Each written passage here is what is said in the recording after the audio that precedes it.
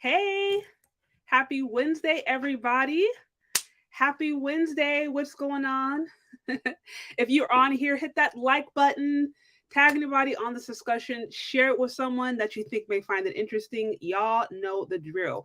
And shout out to you for being here. Y'all can be anywhere, but you're here hanging out with me, and I appreciate it. So I'm really excited about today's conversation. I'm here to put on my listening ears.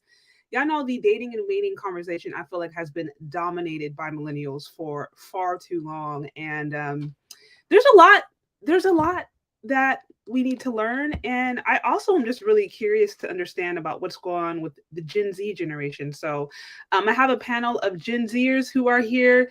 They're going to share their experience. Let me know what's going on. And I think it should be really helpful and really interesting. For those of you who are curious and just wanted to understand what's going on with younger generation. So without further ado, I'm going to bring it up. We're going to have a conversation. What's going on, Demetrius? And guys, while you're coming in here, hit the like button.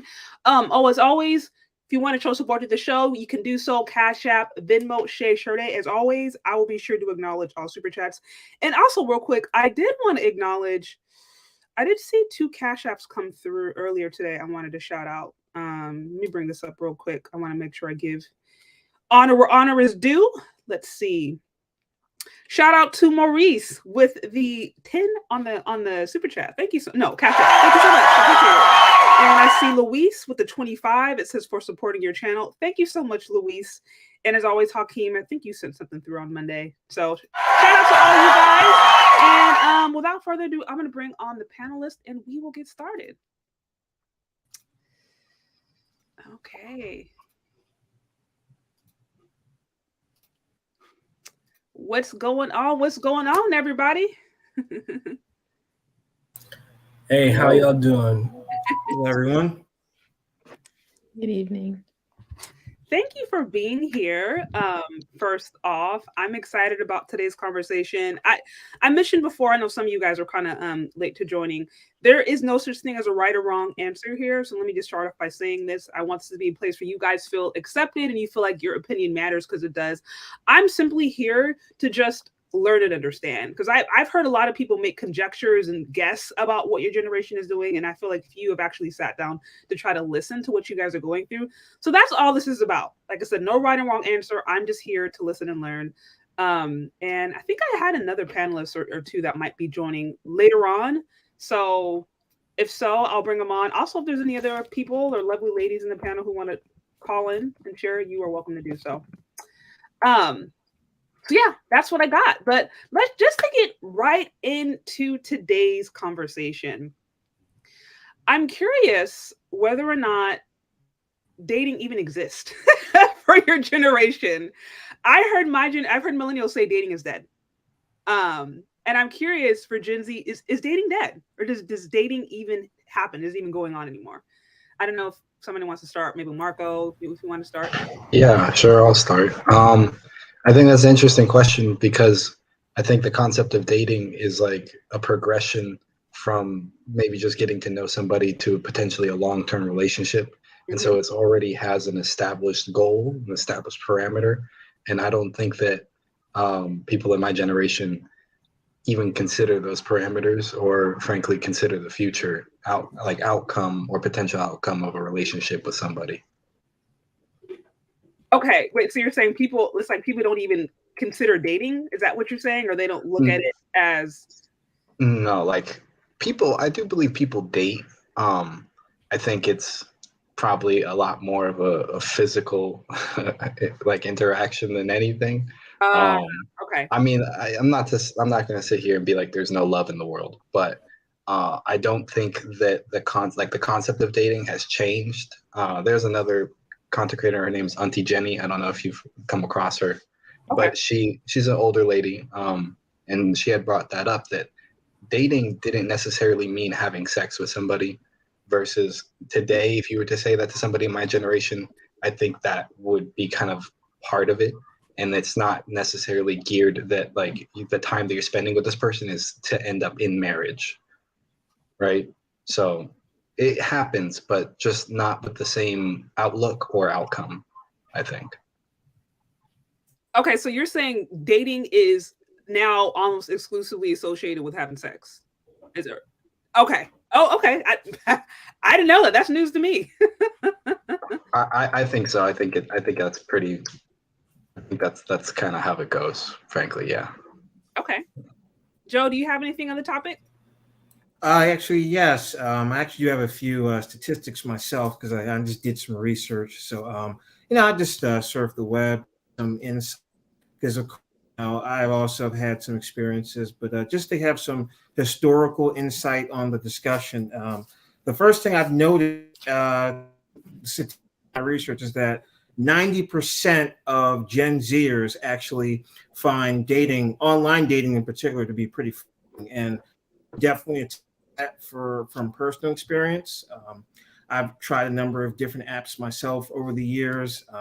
Didn't really find success with, so kind of found the whole ordeal to be a little kind of irritating to an extent because it's just like you're swiping, it's like there's a lot of people who look good, but I feel like they have a lot of unrealistic expectations as it pertains to today's day and time, and I just find it just kind of aimless because I really want to find that person just to really just sit down, learn more about, see where they're. And I think that's kind of hard nowadays as well because we're the generation that pretty much is still coming through COVID.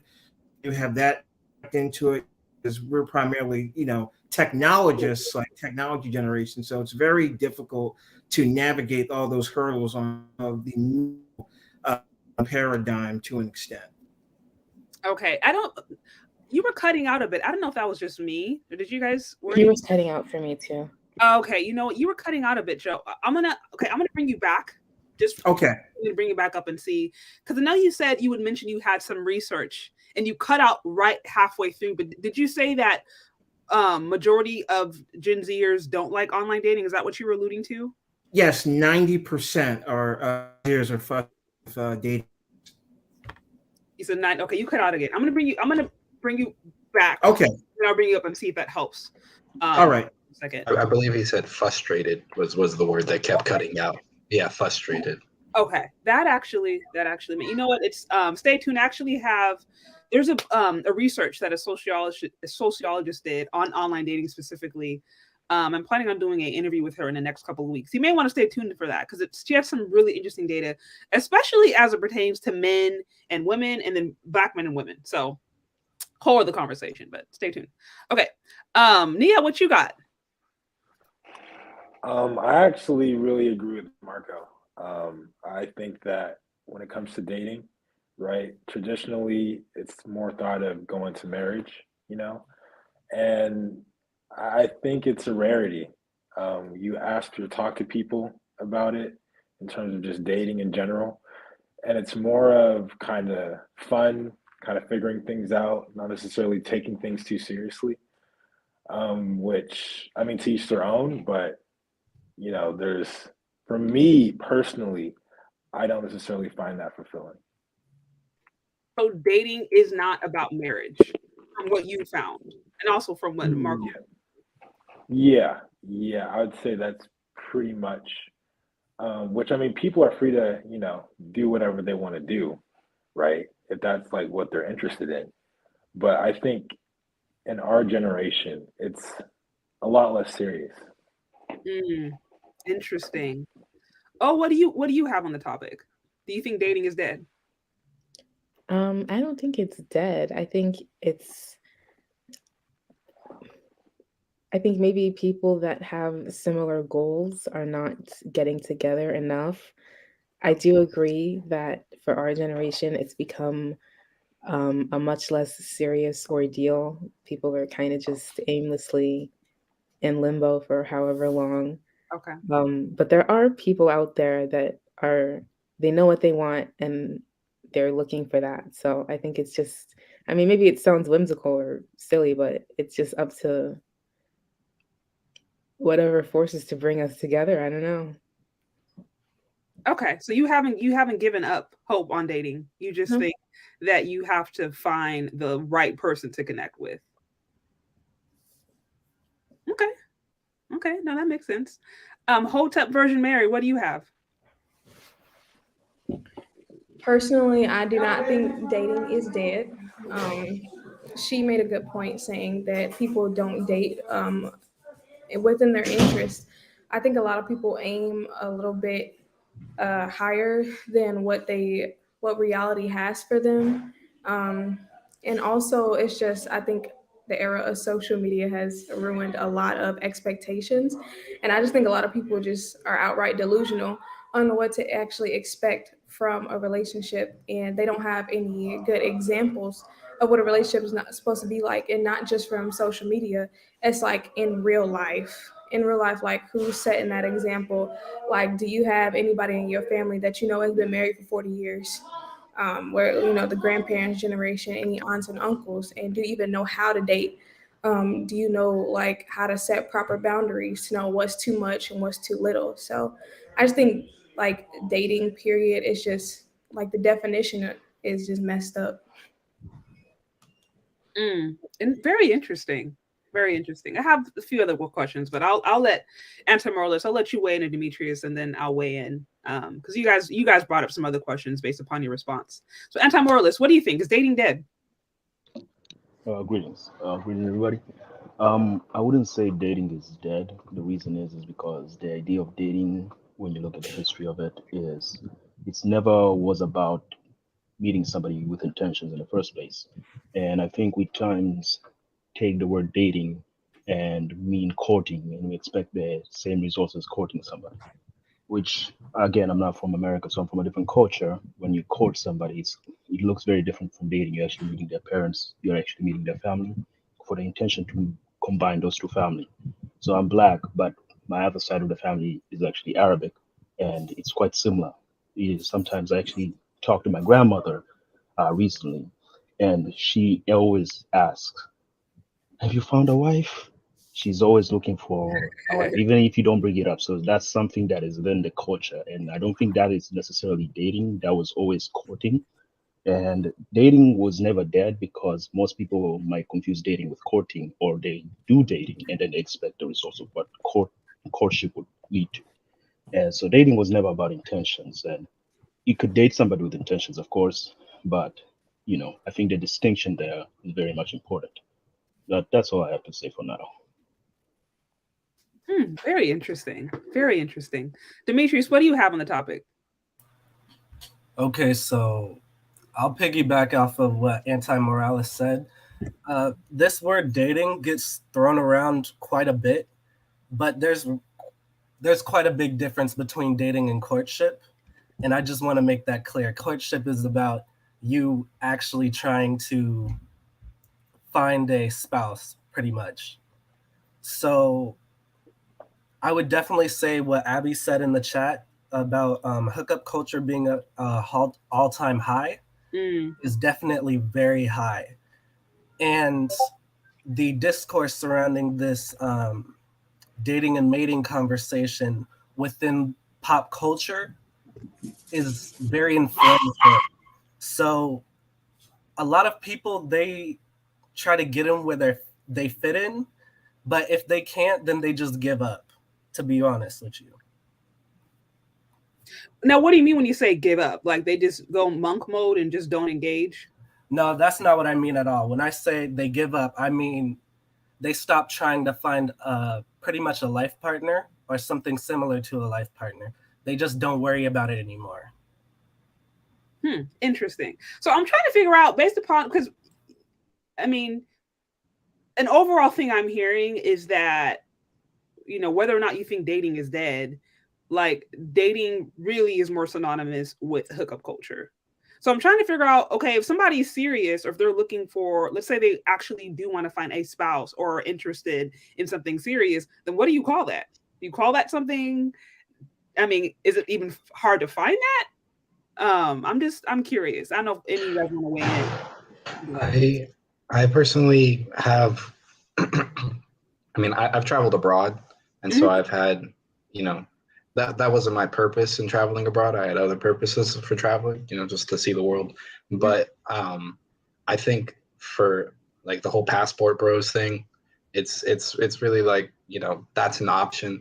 There's other cultures in the world that might be more aligned towards what you want, or what you're after, or what you want to put your effort into. And so I think that's an option for everybody, frankly, both men and women.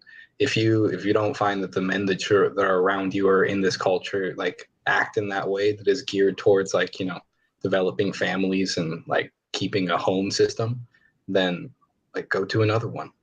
Like, and, especially as Black people here in this country, like, we've been here for some time now, but this isn't necessarily our country, nor is it necessarily our culture.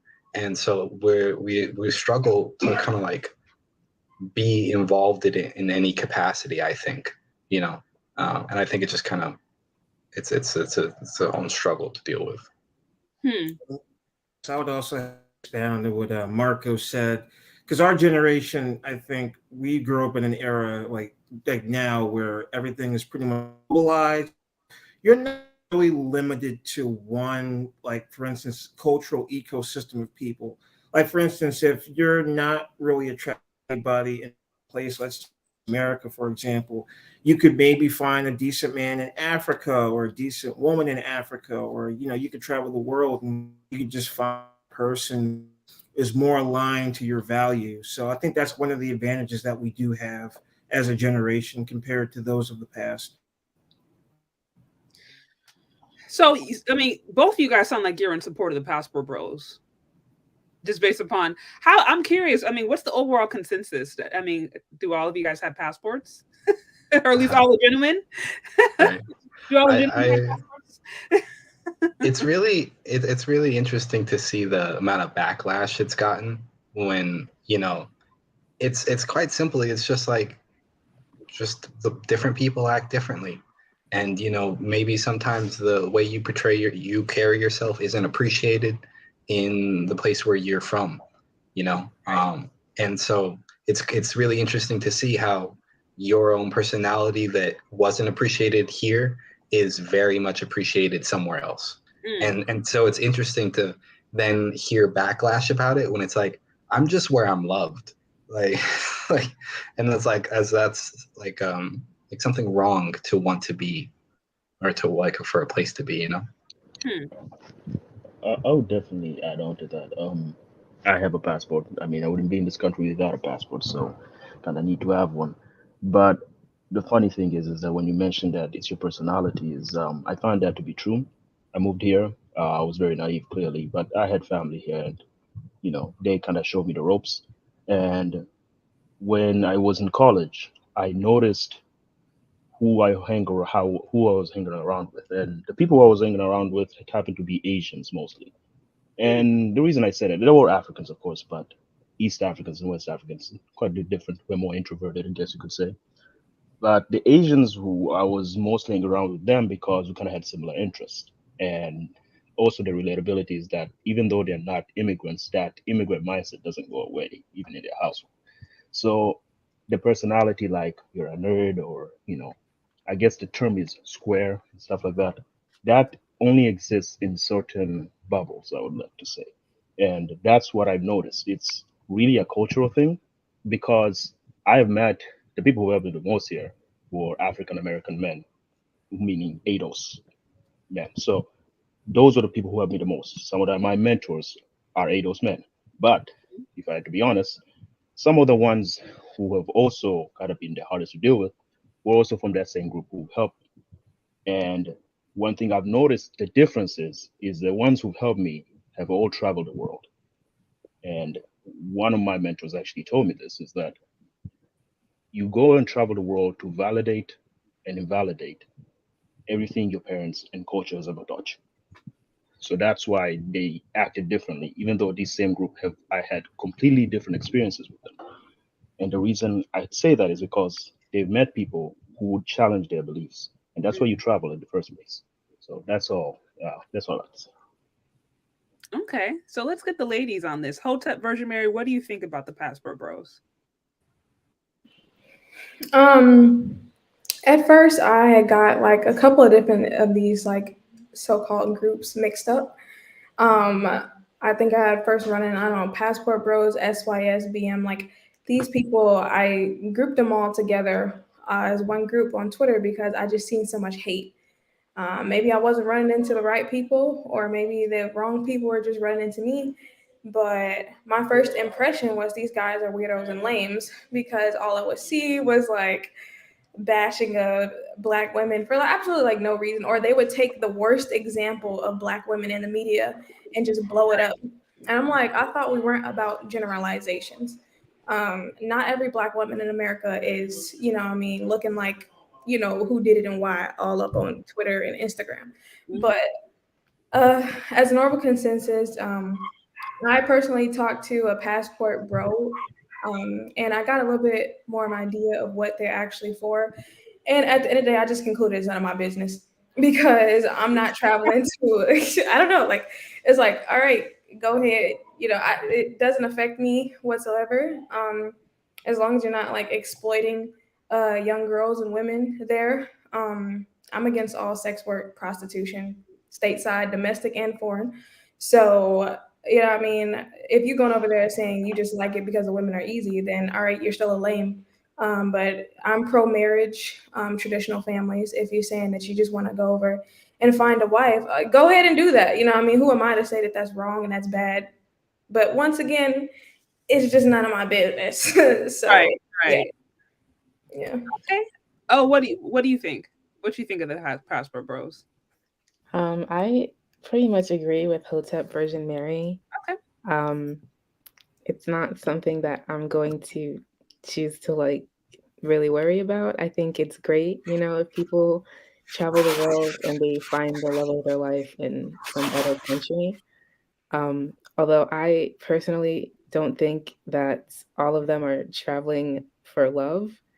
But again, it's, people have been doing this since the dawn of time. It's nothing new. It is what it is. So why do you think they've gotten such a backlash from women? The primary pushback I've gotten against the Passport Bros has been from women, probably more women in my generation and older.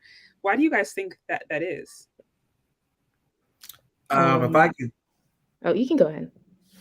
if I could just give my thoughts, because millennials, I think, were more rooted in the traditionalism of building the family, which absolutely there's nothing wrong with it, but to their perspective, I think how they perceive it as the later generations are no longer interested in maintaining Black families, trying to maintain Black American culture, and now they're going off to different countries to find partners. And I guess in a way, they perceive that as some kind of a, and that's what gets them so upset and frustrated and pretty much against the whole movement as a whole.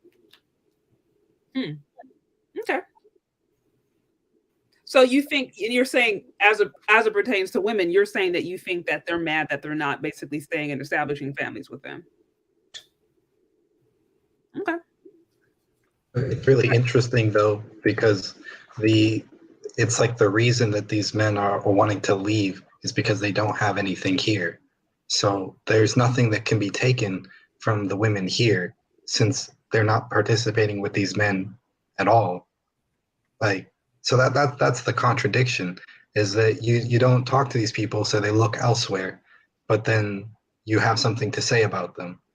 And the notion that that foreign women are easy, foreign women are just like in the age range like that we are, they're just like you guys, they're not different. Really, they go to uni, they're educated, they speak multiple language most of the time. Frankly, it's the difference is, I feel like, is that they're just feminine. They're more feminine. Like, they're just easier to be with. Frankly, I mean, they're just nice people to be around. And like, even in a friendship setting, like, I sometimes I don't find that here in the States. Not that it can't be found in the States, but the notion that they're easy, no, they have standards and are people just like you guys. And I don't think that's an appropriate way to kind of categorize those women that men from the States might want to interact with. Also, like to add, I think another reason is when it comes to the Passport Bros, there have been it was first never about race, when I would like to say, but what I've noticed at least is that one of the people that were disagreeing made it about race, and therefore it became a Black woman, Black man thing, even though they're Passport Bros of all ethnic groups. That's one thing. Another thing is that it's mostly happening on TikTok. Things are trending, so I could guess some people are just doing this for the sake of social media and clout. But one thing I've noticed is that as people in general, we're quite lazy, so we quite group what we don't like, what we're ignorant about, and then we group them all together. So it's very easy to dismiss everything and then make an argument, because some of the things that I've heard are not arguments anybody has made, like going to these other countries to do some heinous stuff. And there's a sense of projection as well, because coming from, I think I've mentioned before, I'm from Tanzania, Zanzibar, and you've been to Zanzibar, I'm assuming, right? So both actually, Tanzania and Zanzibar. Yeah, so that Zanzibar, there's actually quite female sex tourism quite high there. They Okay. actually have a name for it. They call them beach boys, lover boys. So that's quite often. And the thing I say that is because some of the things they accuse, there's a sense of projection that has to be there, because some of the things like, that are illegal. I know a person personally from the island of Zanzibar who told me that's when he lost his virginity. He was about 12 years old. So things like that. And it was from a woman as well, yes. So then they know. So things like that, when I hear sometimes, I often think it's a sense of projection. So those are that's what I could, conclude. So I'll go next. Here's the thing. When it comes to criticism of passport bros, see, here's the thing. Like, women have been doing the same thing for a long time. And now all of a sudden that men are doing the same thing, it's just, and being loud about it too. It's just, I don't know, it's kind of interesting to watch the social interaction between the ladies who wish to keep the men here, but talk down on them at the same time, and the men who wish to leave. And, I think here's where the dating advice comes in, that therapists often give people who have been abused or in toxic relationships. If you don't want to be there, leave. Because you will grow to resent the other person. So that's just my 2 cents. Yeah, no, I hear you. I mean, I don't think anybody, or at least not over here. I mean, I would never recommend anybody stay to be in a toxic relationship just so that they can marry somebody who's American or whatever. Like, that just sounds ridiculous. Like, literally ridiculous. And I always said, it's like, to a certain extent, I would think these women are getting what they wanted, because if the argument that I heard was that a lot of these men are leftover, they don't look good, they're overweight, they're undesirables, they live with their mama or whatever, then these men are going away. So then why are you mad about men that you never wanted to begin with? You know what I mean? So that's why it's like, it's a very strange phenomenon. I'd also like to say that, like, that's not necessarily the case about all these men either. Like, yeah. I've been a wildland firefighter for the last 2 years. You know what I mean? Like, there's a lot of men who do jobs that hold up the world that don't receive any respect for that at all. So it's not that, like, they're all bums or they have nothing going for them. Some of these men have worked and put in the effort and the time, and they just want a return on it. Right. If I could just expound on that, I would definitely Mark's point. He said, I think there's a lot of great Black men in America who have a plan, who are building and plan future. And to me, it just seems like there's a lot of young ladies who are more kind of invested in the short term and not in the long. We have a plan for success, and we have certain things in place that we want to get to. And yeah, it just happened over. The trust has to come in for you to trust in that man to make that vision a reality. And I think a lot of women, at least our age group, to have trust. Right. John, I'm still for some reason I'm still having a hard time hearing you sometimes. You still cut out. I don't know if it's the part of the room that you're at, but just FYI, you're still kind of cutting out at certain instances. Okay, I think I try to move. Yeah, let's see if that can help. Yeah. Okay. Also, guys, if you're on here, hit that like button, show support to the show. Also, if you like the show, show support via Cash App, Venmo, support your favorite content creators. I know the drill. And as always, I'll be sure to acknowledge and read any super chats. Times like this when there's a lot of comments going through, we can't always get all of it. So if you have a specific question or something you want to be highlighted or seen, the best way to make sure it is seen is through super chats. So, okay, on to the next question. It looks like we have another one join us. I think it's a little podcast. I don't know if you're. Yeah. Actually, shout out to Hakeem. I saw what you all were talking about. I'm a subscriber, so yeah, I saw what you all were talking about. I was like, oh yeah, this is my conversation right here. But I didn't read the Gen Z only part. I just scrolled up to find the StreamYard link and I clicked.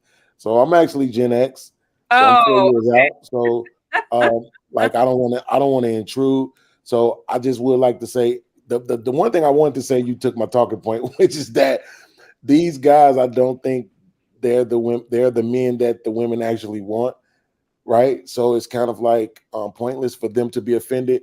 But I will say this as a man, just really quickly before I let you all have the panel back, and please continue this great conversation.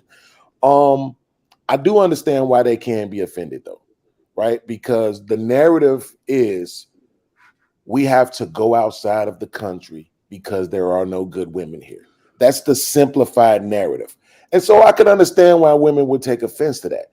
It's just that when you have the conversation and the men are breaking down exactly what it is that they believe that is lacking here, it's visible. You can see it. So it's not like they're lying, right? It's not like they're saying, yo, it's too many masculine women. And the women are saying, no, we're not masculine. We're actually feminine. They're like, so what? Because we masculine.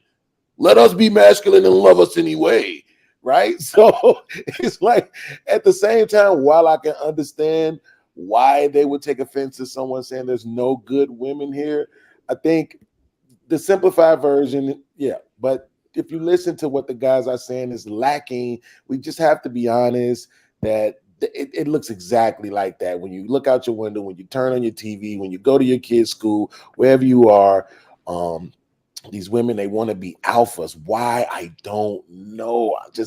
But sisters, black men, we love y'all, especially when y'all have pretty feet.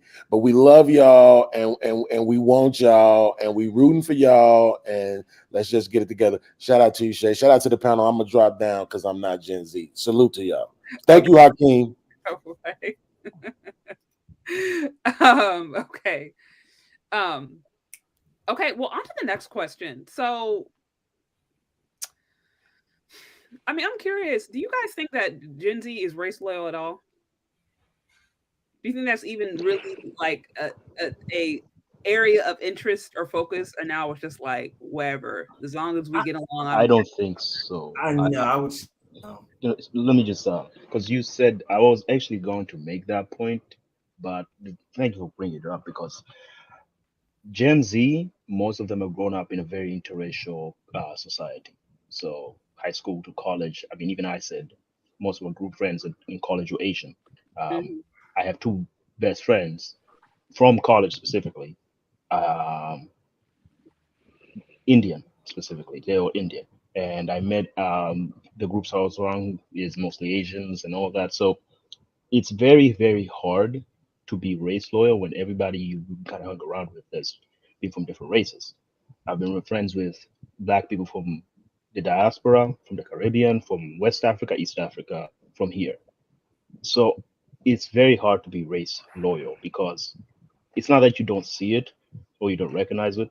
It's more like that's not one of my priority that they have to be black or they have to be you know any other race. So the race loyal thing, I don't think it even exists when it comes to Gen Z. It's not existing at all. I wanna add to that because I think that to say that it doesn't exist isn't quite true. Because especially where I'm at, right, my side of the country, there's still a lot of shame that's put, right, especially if you're black and you're dating somebody that's not black. Like the community will kind of, I mean, they'll have something to say about it, right? So there's some shame that kind of pushes people towards some sort of loyalty. But I think that especially if you're in different communities that are a lot more multicultural, yeah, you will find that there's less race loyalty. But I still think it exists in many aspects.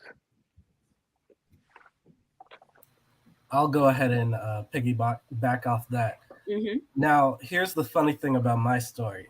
I actually didn't know about the concept of race loyalty until I was like 18. And my Really? first experience being criticized was for being with a white girl when I was 16 at a college STEM camp. So I let the girls know, like, because they asked me, what does your girlfriend look like? And she was like, I was like, a thick little white girl, you know. So then they looked at me all weird, and I didn't know why. I was like, why are you looking at me like that? And they were like, you can't find you a good black woman? I was like, listen, she's the one who liked me back. Like, we were both on the same, mindset. So I didn't see a problem with it, but apparently they did. Yeah, it was just so weird. Until I reached the age of 18, I didn't know what race loyalty even was. It just never even came up for me because it's like race registers, but it's like the last thing on my mind. You know what I'm saying? That's all I wanted to say. Okay.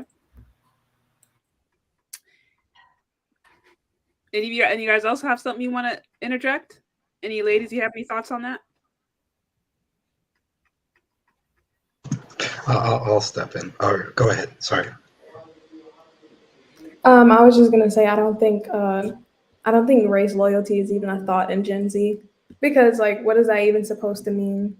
It's like, people who support, whatever the next infographic on Instagram thinks race loyalty means you got a Black Lives Matter sign in your front yard and you're organizing protests and you're holding whatever white person you ever might meet in public accountable, whatever that's supposed to mean. So I think, once again, definitions of things, including race loyalty, is just so muddy that we really don't even know what it means. So personally, my motto is really, it's just none of my business. So if you want to date out, do what you want to do. I won't date out, but that's just my business. So yeah. Okay. So you're saying your personal preference is to date a Black man, but you don't really necessarily see that being like an area of focus for other women around your age. Correct. Okay. No, it's very interesting. Very interesting.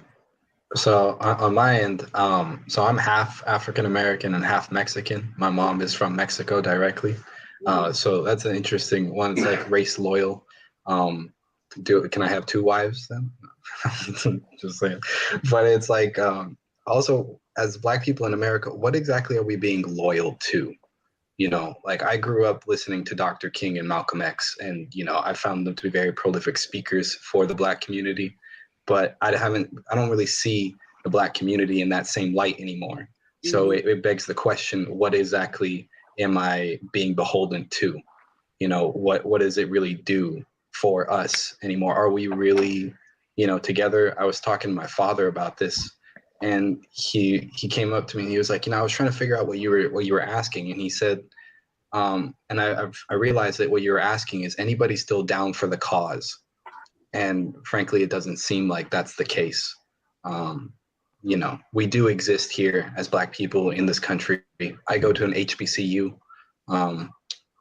but it's still like I think we're a really divided culture, and I think it's like kind of like, do I have to stay here because I'm from here? Do I have to still stay attached to this culture? I mean, I don't know. You got plenty of people, my generation and older, who are trying to escape, who are openly talking about trying to escape. I mean, that's Passport Bros to a certain extent. SYSBM, the Divester movement is directly connected to that. I mean, they all have different emphases, and some of them a lot more toxic than others. But it's all based upon the idea like we don't want nothing to do with this toxic Black culture. So I mean, if that's the example being set, Right. Now I had come across a group in Thailand purely by accident. I walked into a cafe and there was a group of like 10 to 12 Black people. They were all older than me, but they had a Facebook page. It was like Black expats in Thailand. And And I really appreciate their company. You know what I mean? It wasn't that aspect of Black culture that I don't associate with. You know what I mean? I feel like intelligence has been stripped away from Black culture. Like that's not part of our culture, frankly. And personally, that's not my culture. You know what I mean? But those people I found, they're abroad. They have a more open mind towards different cultures, but yet they still want themselves. You know what I mean?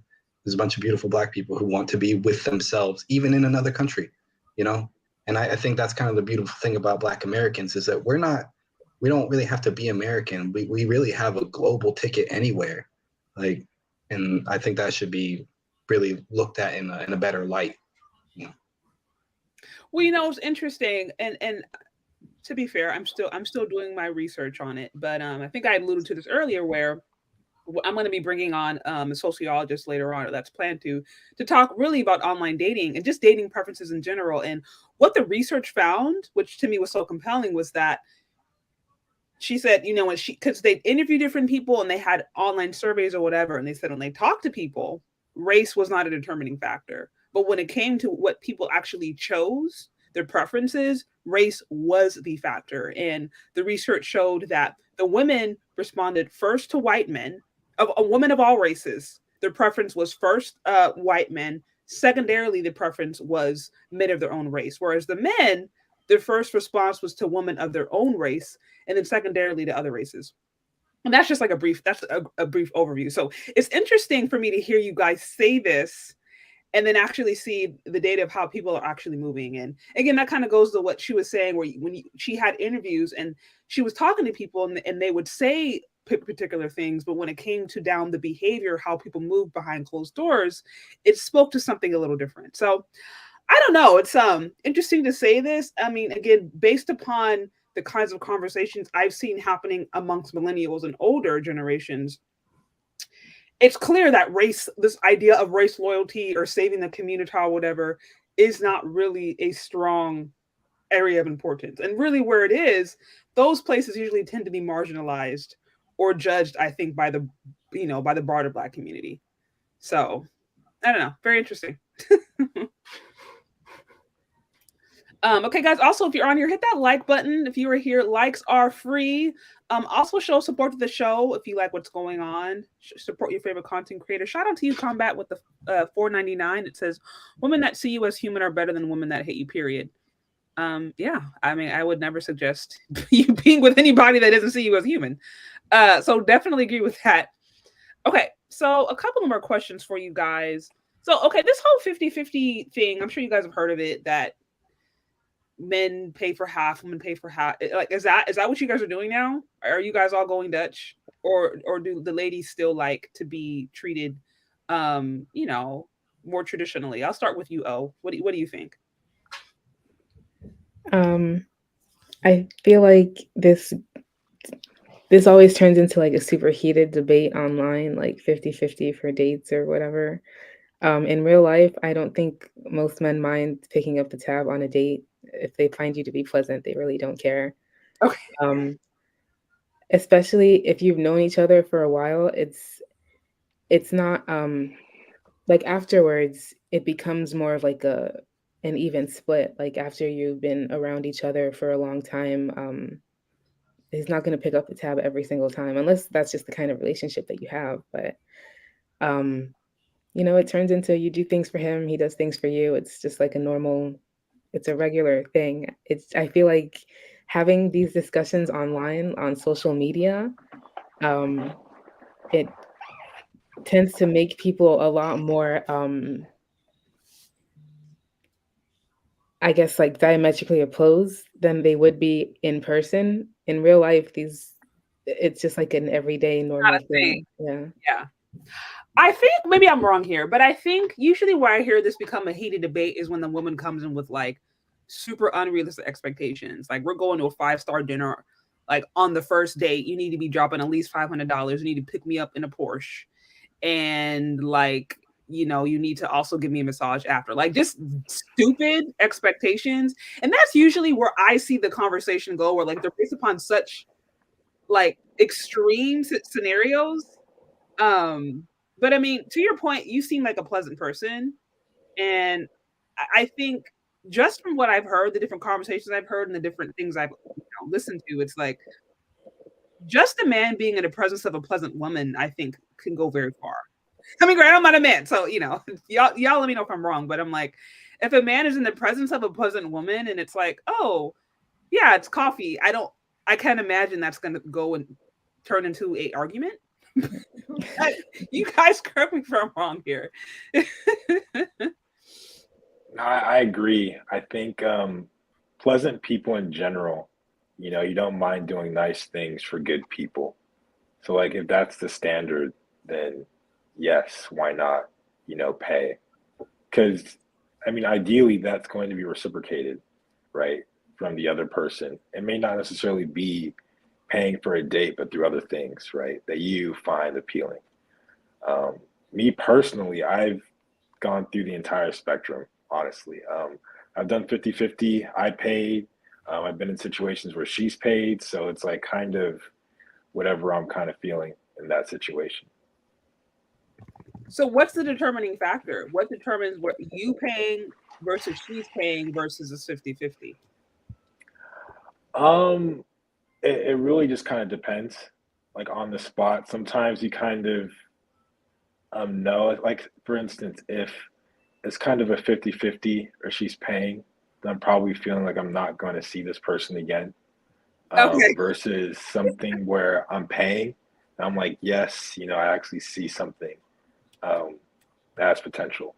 And usually it's reciprocated, right? So like that's something that's important. If you don't see any reciprocation or a mutual interest, then you kind of don't put your energy there. I haven't. I think she left. Yeah. Booted or something. I Guys think. will just go ahead. Oh, okay, thank you. I was just going to give a little bit of input.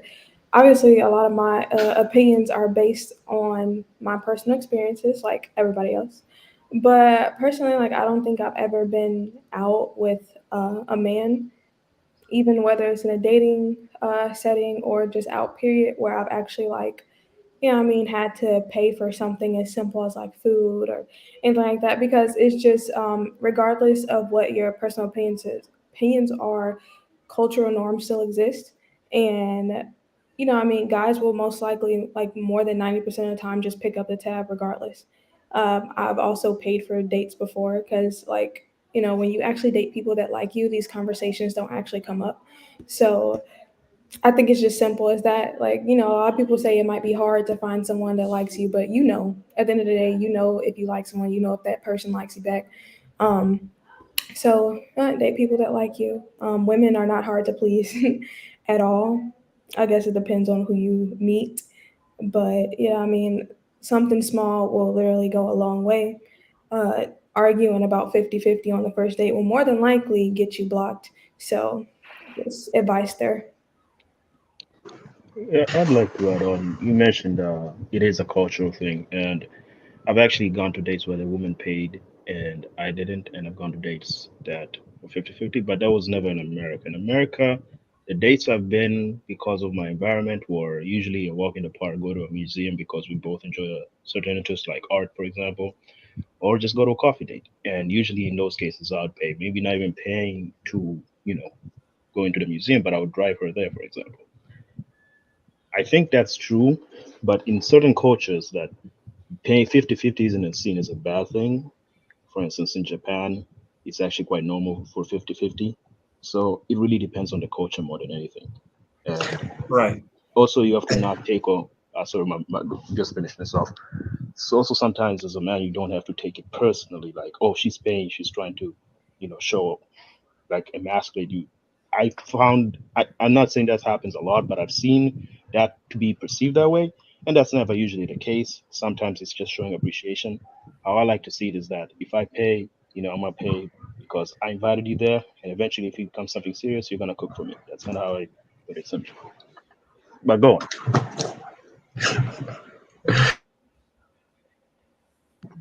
Definitely paying for the dates is a thing to do. I've had dates I've had a girl like she like essentially forced herself to pay. I was willing to pay for it all, but you know, she wanted to do that. That was her prerogative, and I felt like it would have been insulting to her to have said no, like I'll pay for it. But it's also interesting to have like heard backlash against even coffee dates. I always think it's like it's a good thing. Like I'd rather talk to you during the daytime when you're conscious. You know, like if you're actually interested in this person, it's an environment where you could just sit down and communicate. And this is gonna like show you the person that you're even considering, you know, maybe help you get past maybe some illusions or some fantasies that you have about this individual and actually see them for who they are. Like the amount of money spent on it, like it's a cup of coffee. Like, but it's what it really is an opportunity to be able to talk to this person that's not in a loud environment where, you know, just things are happening. But yeah. And right. And I would also like to expound on that, because how else are you going to get to know somebody? I mean, you can text and IM like all day long, but you're not really going to get that key interaction if you meet that person face to face to get a feel for who they are. Because I think the other thing that our generation struggles with is because we've grown up with technology ever since we were children, you know, it's so easier to just be in a bubble or be in your house and to look at a cell phone all day rather than to go out and actually meet people. And I think that's actually that's a bigger part of the issue. So I think that face-to-face communication and having those discussions when you're meeting someone face-to-face and being able to communicate with them and actually engage with them and see what they're like, I think that is a crucial first step when you're trying to establish some kind of a partnership or friendship or any kind of relationship with someone.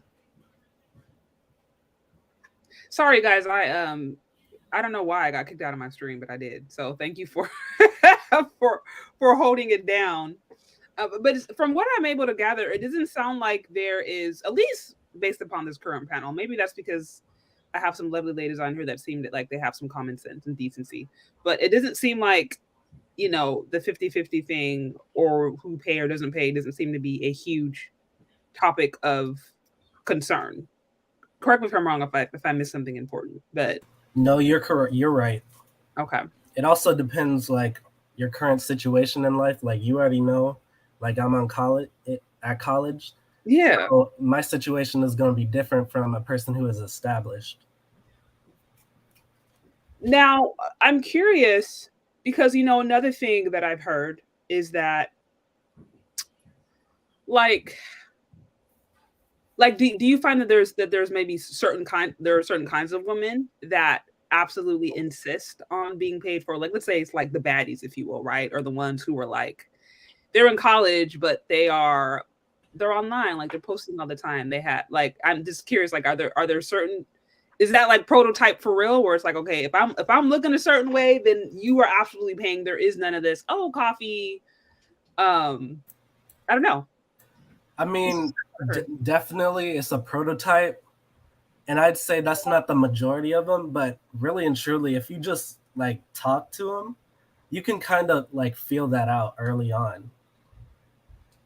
It's not too much of an issue if you know how to talk to people, like what Joe was just saying.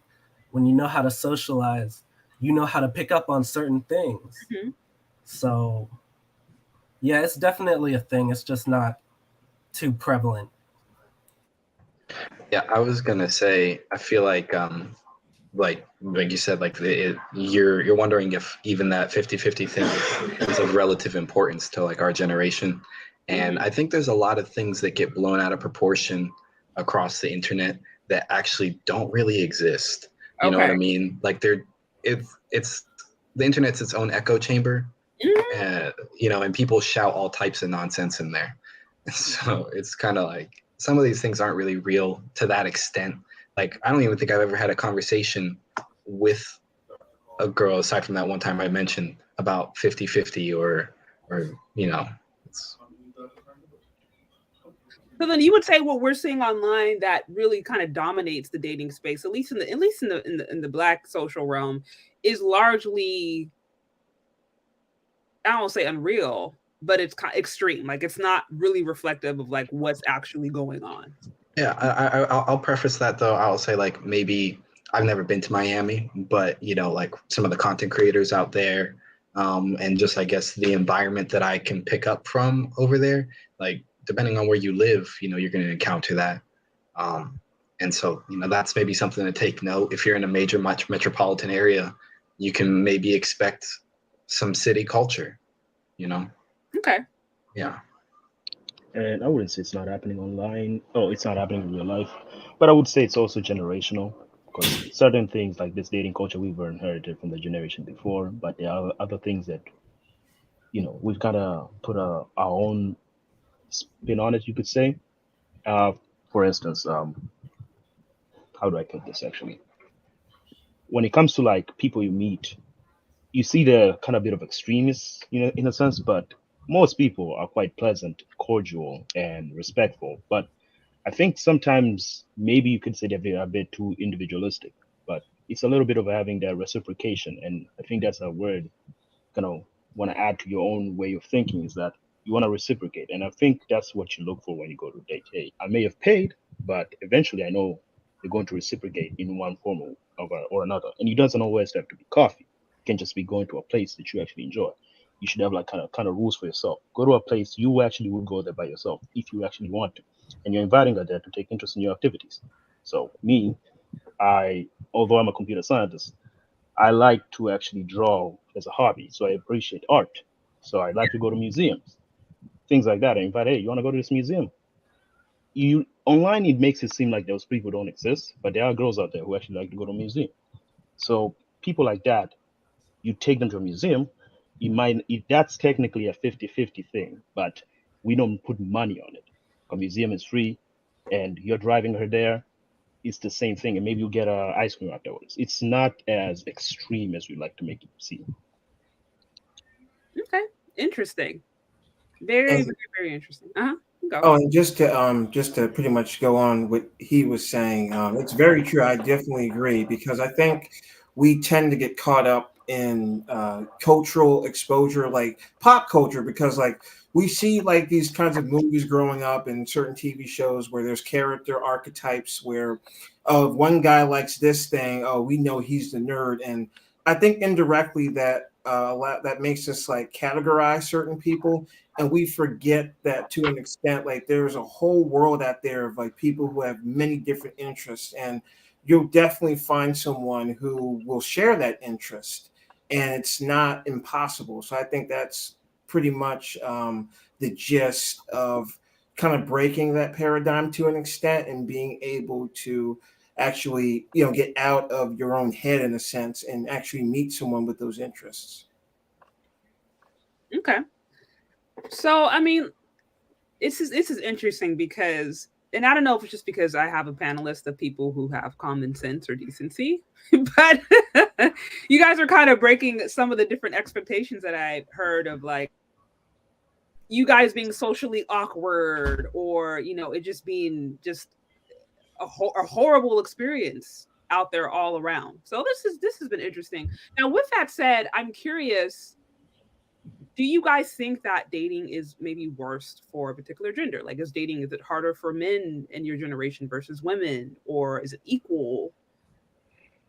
If I could interject just to start off, I would say it's actually worse for both genders because with the advent of social media, you have both genders being portrayed in a very extreme negative light because especially within the Black diaspora, and particularly in America, of course, you have Black men for the most part who are seen as, you know, deadbeat fathers or drug addicts or criminals. And then on the other hand, you have women who are viewed as, you know, promiscuous, loose, and, you know, not necessarily, you know, respectful. So, and all the people that I think that are in the middle of that are exposed to those two extremes, they form generalizations, and in the end, I think it hurts everybody.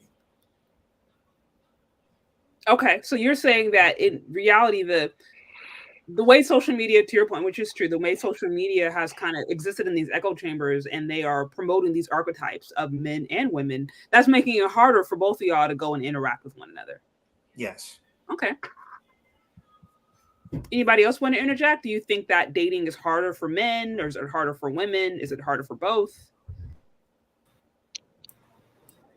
I mean, like, I agree fully with Joe. It's just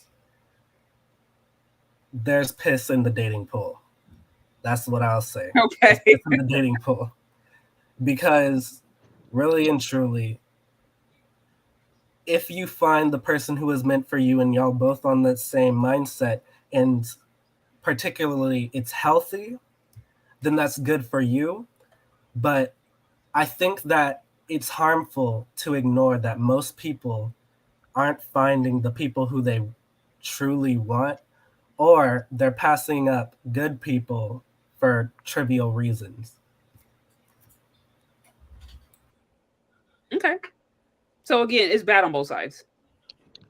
Yeah, I think it's hard to notice the other side struggle when you're struggling as well. Like, I think that's one thing I'd say. Or even maybe you're not struggling, but it's hard to be considerate of other people when they may not be considerate to you. It's kind of having this open dialogue. People here are actually willing to listen.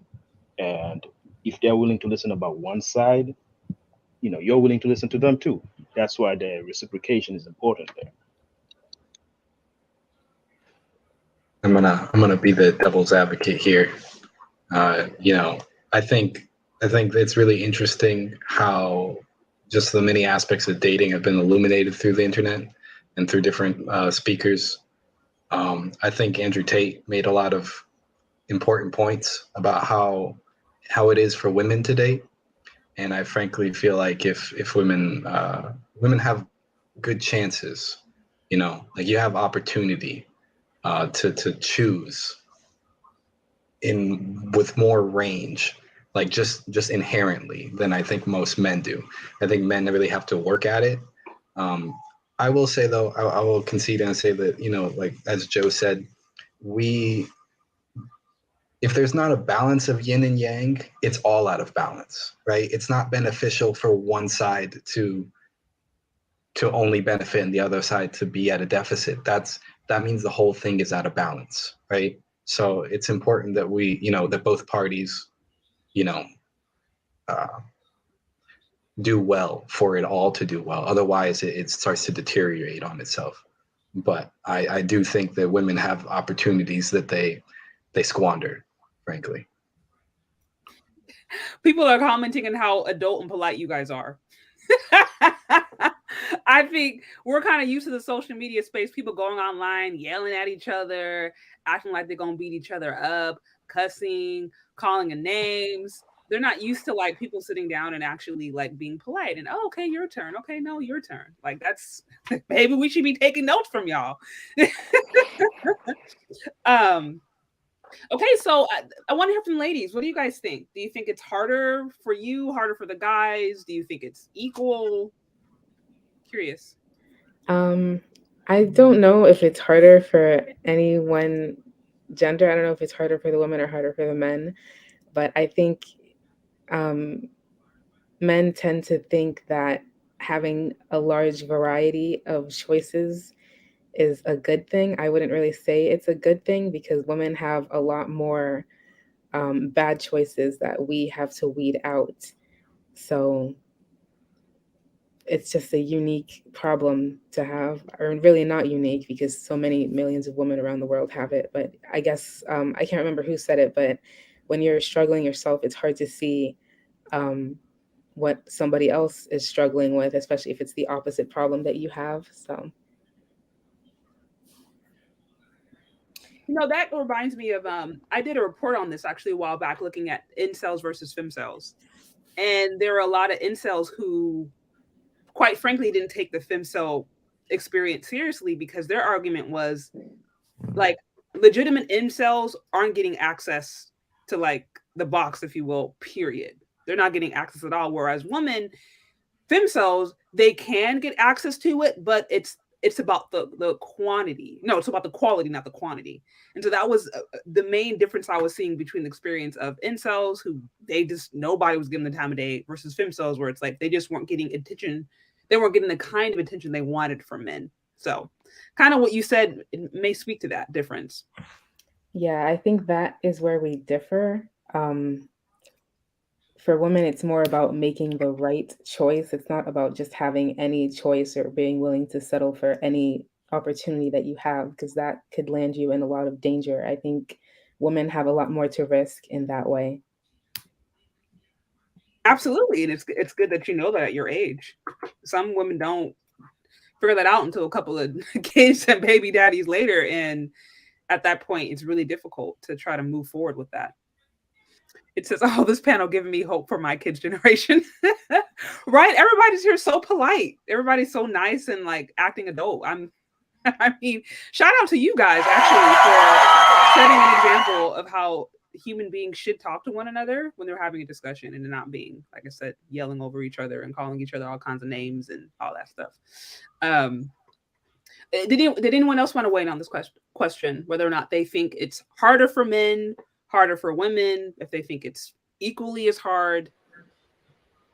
I think people make it harder than what it actually is.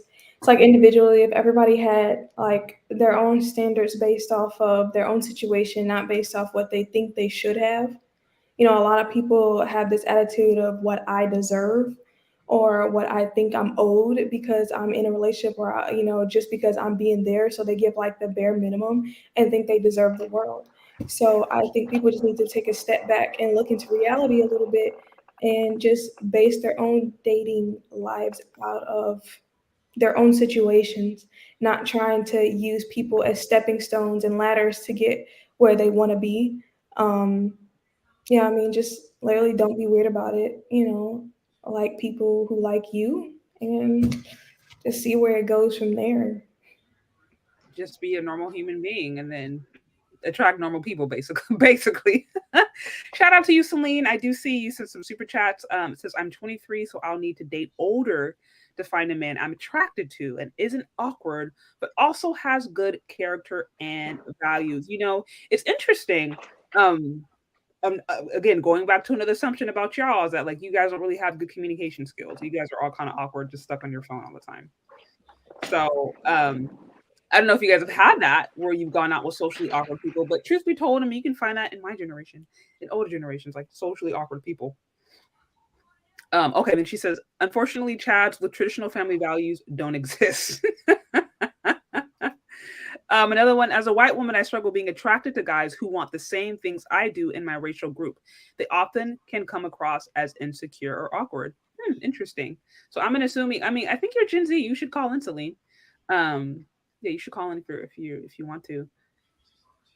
Yeah, like I said, it's so interesting how you guys have all kind of said that race doesn't matter.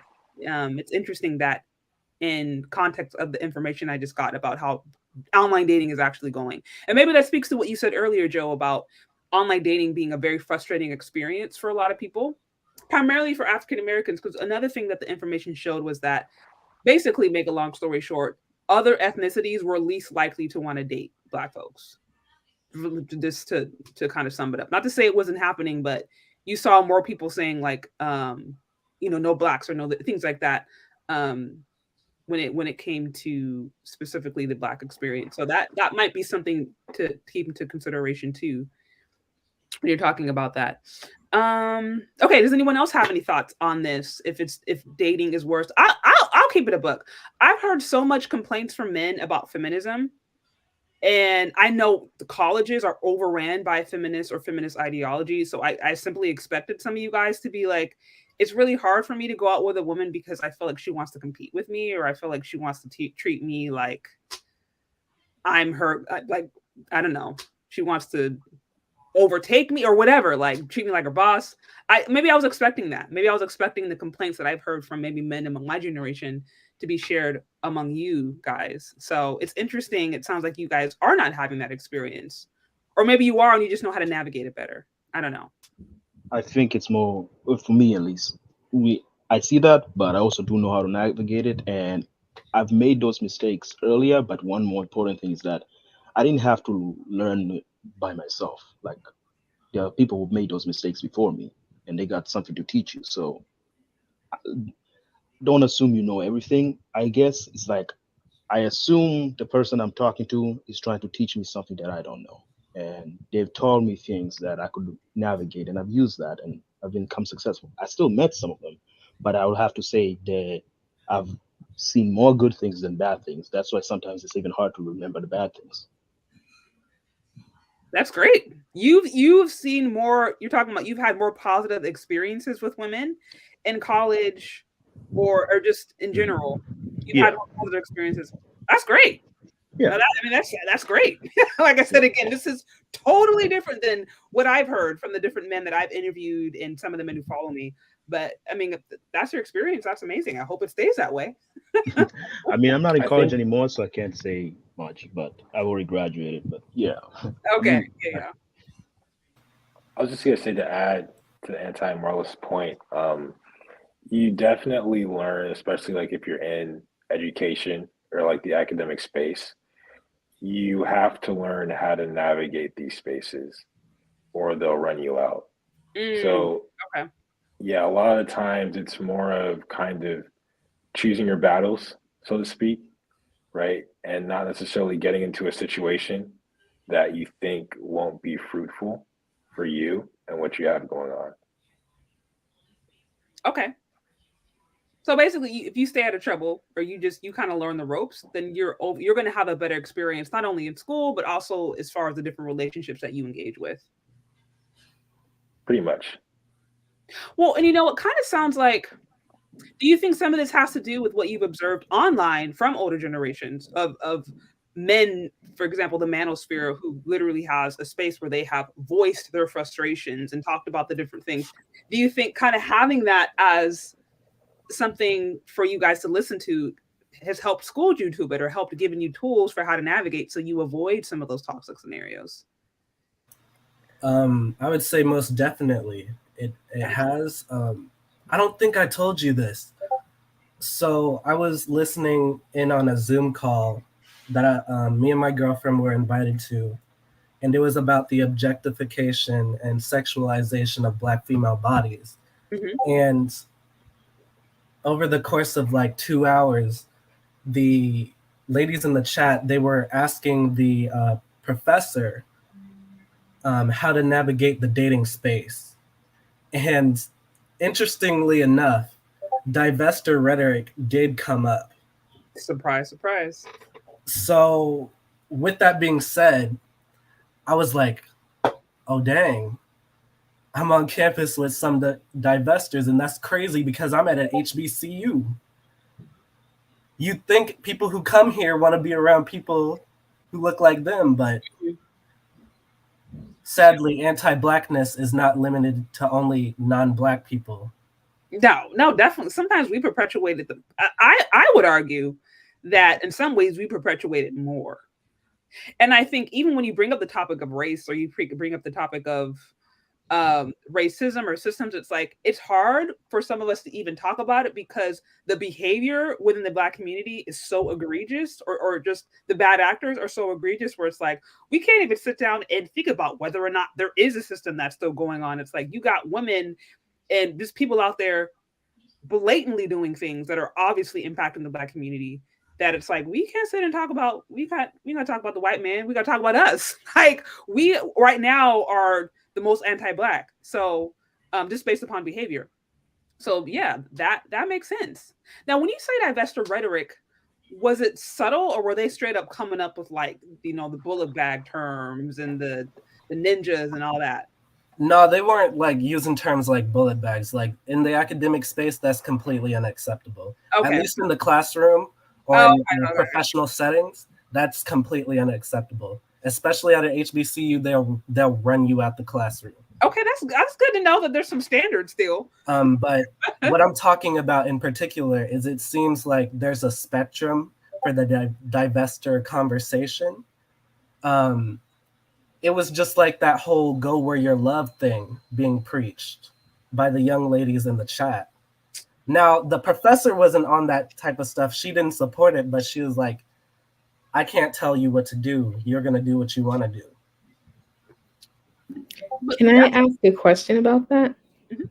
So, I mean, I'm not a divester by any means, but do you guys disagree with the go where you're loved concept?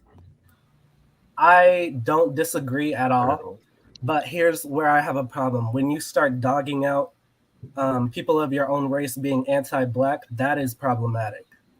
That is what I do not support. So do you think that, like, for example, we got an answer earlier today that, Black women in America are very masculine, very aggressive, chest beating, stuff like that.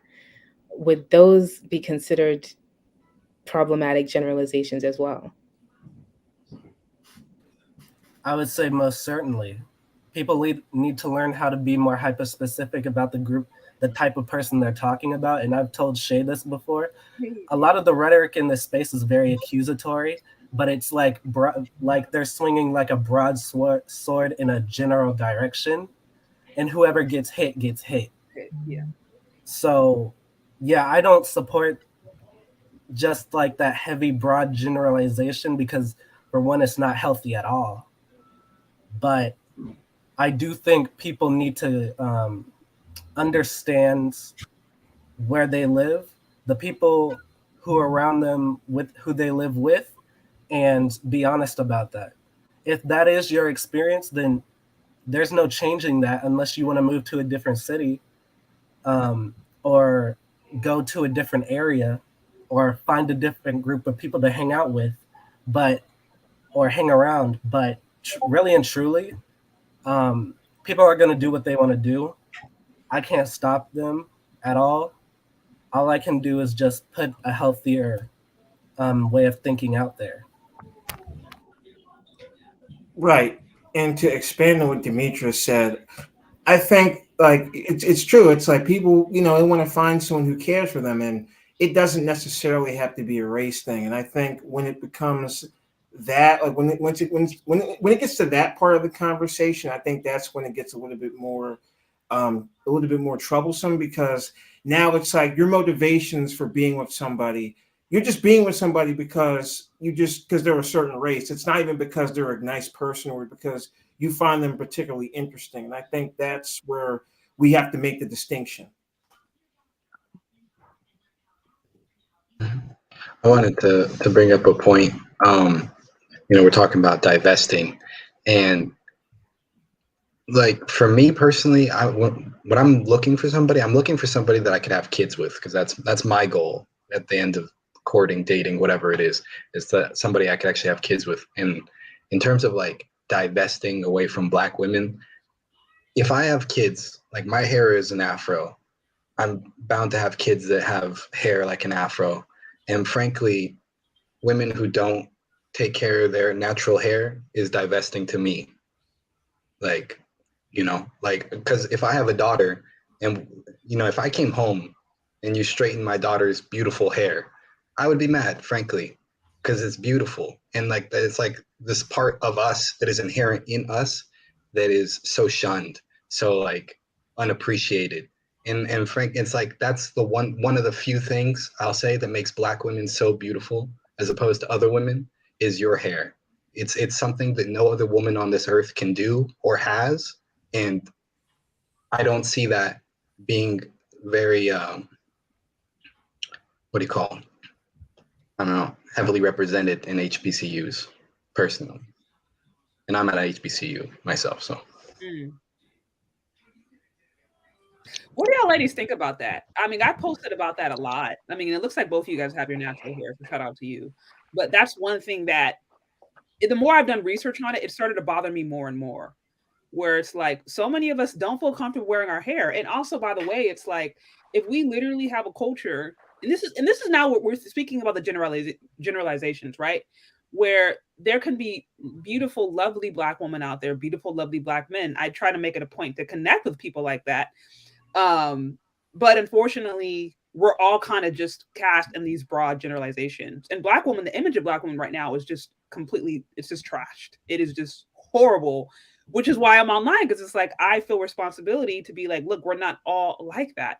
But an issue that I have to acknowledge is the fact that so many of us are so tied to hair that isn't from our own head. And again, calling ourselves queen, sometimes literally having like names, YouTube name, Twitter handles with like Queen Goddess, and then we'll have like a long Brazilian weave. And then it's like, okay, you're gonna be mad now that a black man decides to go to Brazil and get the real thing versus deal with you and like who has the fake thing. And so I agree with that. It's like we have such beautiful hair, we can do so much with it, and yet we continue to hide it. And then when you talk about it, there can be such this like cognitive dissonance where they don't want to deal with it, or they're just like, oh, you're just judging me. Oh, well, I'm just being creative, and I'm all for creativity and expression. But again, if like your own hair has never seen the sunlight, your scalp has been hidden under this hair hat for months. And again, I literally talked to my therapist about this, and she agreed with me. She's like, yeah, there's something, because no woman who feels beautiful about herself is going to hide. You're not doing that. If you feel confident or beautiful about something, it's in your nature as a woman to want to show that off, unless there's something maybe that's broken. So no, I'm going on a rant, but I'm curious, especially to hear from you ladies on just your thoughts about the wigs and the weaves, and men out there who may be like, I actually am not willing to engage with a woman who doesn't know how to do her own hair. What are your thoughts to that? Well, anyone that's seen me online, like I talk about this all the time. I believe that women should wear their natural hair. I believe that especially young girls, as they're growing up, they should be taught to wear their natural hair and not rely on anything that will try and make their hair straighter to appease other standards that are outside of our culture. I mean, I don't think it needs to relate back to dating per se. It shouldn't be because you want someone, sorry, let me start again. I think you should wear your natural hair, but it shouldn't be because you want to please a potential partner. It actually genuinely has to come from inside you, because I agree with what you're saying. For you to not be able to be comfortable seen in public with your own hair, that means that there is really something like within yourself that attraction from somebody else is not going to fix. And it's something that almost like a disease, it gets spread to children and they grow up and the cycle just continues and continues and continues. So yeah, I think women should embrace their hair. They should teach their daughters the same thing. I'm not anti-wearing wigs. I feel like the number one issue with wigs for me is that even though people say, they're trying to switch it up or, whatever reason why, because they can be cute, I think it would be nice to see more Black women wear wigs that actually look like our hair, because they actually do make those. There are Afro wigs. There are textured wigs that look like afros that have just been straightened. You don't always have to wear a wig that looks like it came from an Asian woman or a white woman. Even if you do want to switch it up every now and then, it doesn't have to come from a place of shame for your texture. No, that makes sense. That makes sense. Hotep Virgin Mary, do you have any thoughts you want to add to that? I agree with everything that she just said, to be quite honest. And it's none of my business if people wear weave or not, but I just want women to be a bit more honest about the whole protective styling. Yeah, I mean, like, no, the wig is not the protective style. I think it's the brace that's under the wig. And a lot of these products that we use in our hair, like, it's like they don't really read the ingredients. It's just not good for your hair at all. And part of the reason why they don't want to take care of their natural hair is because they don't know how, and then they use all these products to damage it to fit into a mold of what it shouldn't look like. It's like if your hair does not naturally, if you're trying to style your hair in a way that it doesn't naturally grow out of your head, I think that's a problem.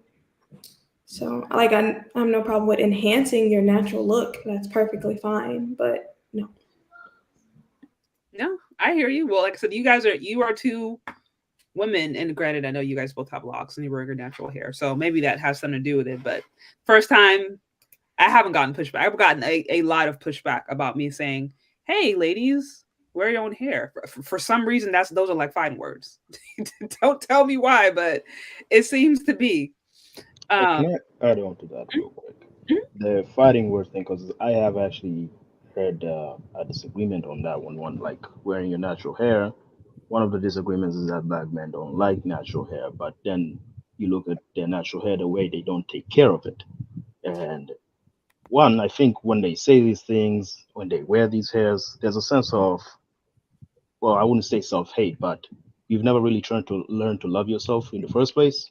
So that's why you project, I love myself, call yourself a goddess, queen, and all that stuff. The same things goes with the divester. You can't really divest if you've never invested in the first place. And that's how I understood that term. But going back to the hair, for example, you've never really took the time to learn how to actually take care of it. So what all humans do, take the easy way out. There's a wig, I'll buy that. But like, it's like learning how to cook. You're gonna be bad at it at first, but with slow steps of learning how to cut with a knife properly, those small steps, you're gonna learn how to actually make a good meal. The same with your hair. Maybe you might need to shave it off first and grow it back naturally, but that takes a lot of commitment, and that's you know, I don't blame them. They don't like being bold. I understand that part. Sorry, somebody wanted to say something. Go on.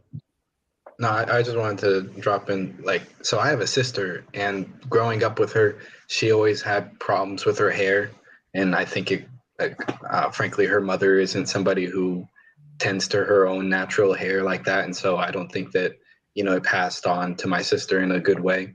But you know, at a certain point, she shaved it all off, and yeah, I think that's a heavy thing to do, especially for a woman who was, at the time, she was 25. Wow. You know, and so you know, but from that point, she was able to then start to grow her own natural hair and take care of it and maintain it, and, like, you know, so sometimes you got to start from scratch, and that's a hard thing to do, but I think her hair is so much nicer now. I think she's much happier. You know, like, it's hers. It's not something that she has to do. It's like, it's an integral part of you, you know, and especially in terms of, like, the whole, like, mentality of, like, self-care, you know, all the little things that you do, you brushing your teeth, washing your face, combing your hair every day, like, all these little things build up. That's, like, good for you yourself, you know. But yeah, that's all I'm going to say on that. Knowing how to do your own hair is a huge, that is a big undertaking. And I can at least speak for my generation. We grew up with our, you know, the women in our family, or just the older generation in general, aunts, friends, church mothers, whatever, and they were all pretty much wearing wigs or wearing their hair straight. You know, a lot of them, if they had to go into corporate or go into professional settings, they felt like they had to wear it straight for job reasons or whatever. You'd have conversations about how to do your hair going at an interview, and it was all about learning how to try to make it look less natural. And so a lot of them just strictly don't, they've spent so much time learning how to try to make their hair look like a white woman, they don't know how to do their own texture. And I'm like, that's like, those are the women that raised up my generation. And so I think it's just now that there's this, I think there's this culture of people trying to explore, and some of them maybe trying to be like, okay, maybe I don't want to have to do this to my hair all the time. But it's still, I don't think it's still as widely accepted. And when you even think of a lot of the different celebrities, a lot of the Black female celebrities that these women look up to, whether or not they say it, but they look up to, they usually always have like long lace fronts. Always. Ciara, you know, Beyonce, Kelly Rowland, beautiful. But if I just think of these different Meg Thee Stallion, these different women who are, these women are looking up to or listening to, they don't wear their natural hair, period. The Real Housewives, like, every time you think of like a woman with money or means, and she's represented in media, she always has that straight hair, always has a weave. And I wonder if that impacts those women. They probably would never say it, but I think that has something to do with it.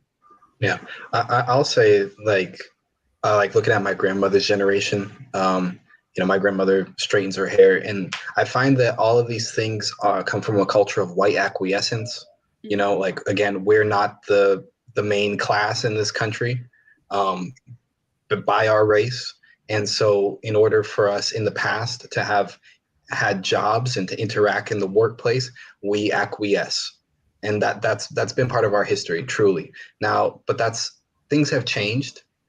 Women don't need to acquiesce to white standards anymore. And frankly, moving forward, I would never want to teach my daughters or my sons to ever acquiesce in any way anymore. Like, that's over now, you know? And so I think that to me, that's the main part, is that we need to start taking back our minds, truly.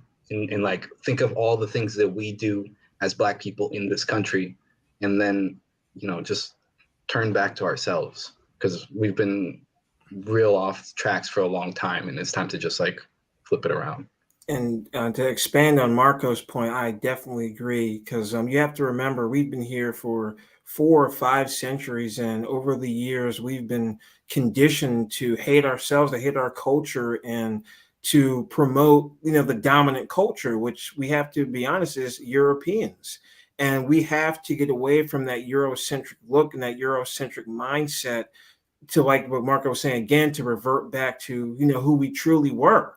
And I think when we do that from an ideological standpoint, everything else will begin to fall into place. So I think that is definitely key. Yeah, no, very interesting. I think I did a live about this maybe a month or two ago, looking at the history of Black hair and Black women's experience. And so it's like, I understand what's going on. And also too, I think something that, this is a whole nother topic, but something that I don't think Black women are, as a collective, are willing to admit to themselves, but is very much key, is if that data is true, that the sociologist said that women of all races, including Black women, respond first to white men when it comes to dating or sexual preferences, secondarily to the Black men. If Black women are going after white men, a lot of them at least, or they have that desire, then of course they're going to try to fit into that culture, even if it's maybe not, that pressure isn't on them anymore, because they're wanting to fit in. They're wanting to get a white guy. And if that is a secret desire that you have, yeah, you're going to do that because you're going to want to try to appeal to his culture. I don't think that's a conversation that Black women as a whole are willing to have. But like I said, we can say all kinds of different stuff we want, but the information is what it is.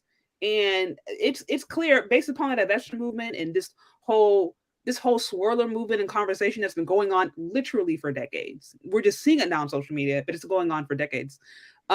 It's showing us the intentions inside of our heart. So I think some of it, yes, has been put on it. And I think some of it now is a willingness to want to perpetuate it too.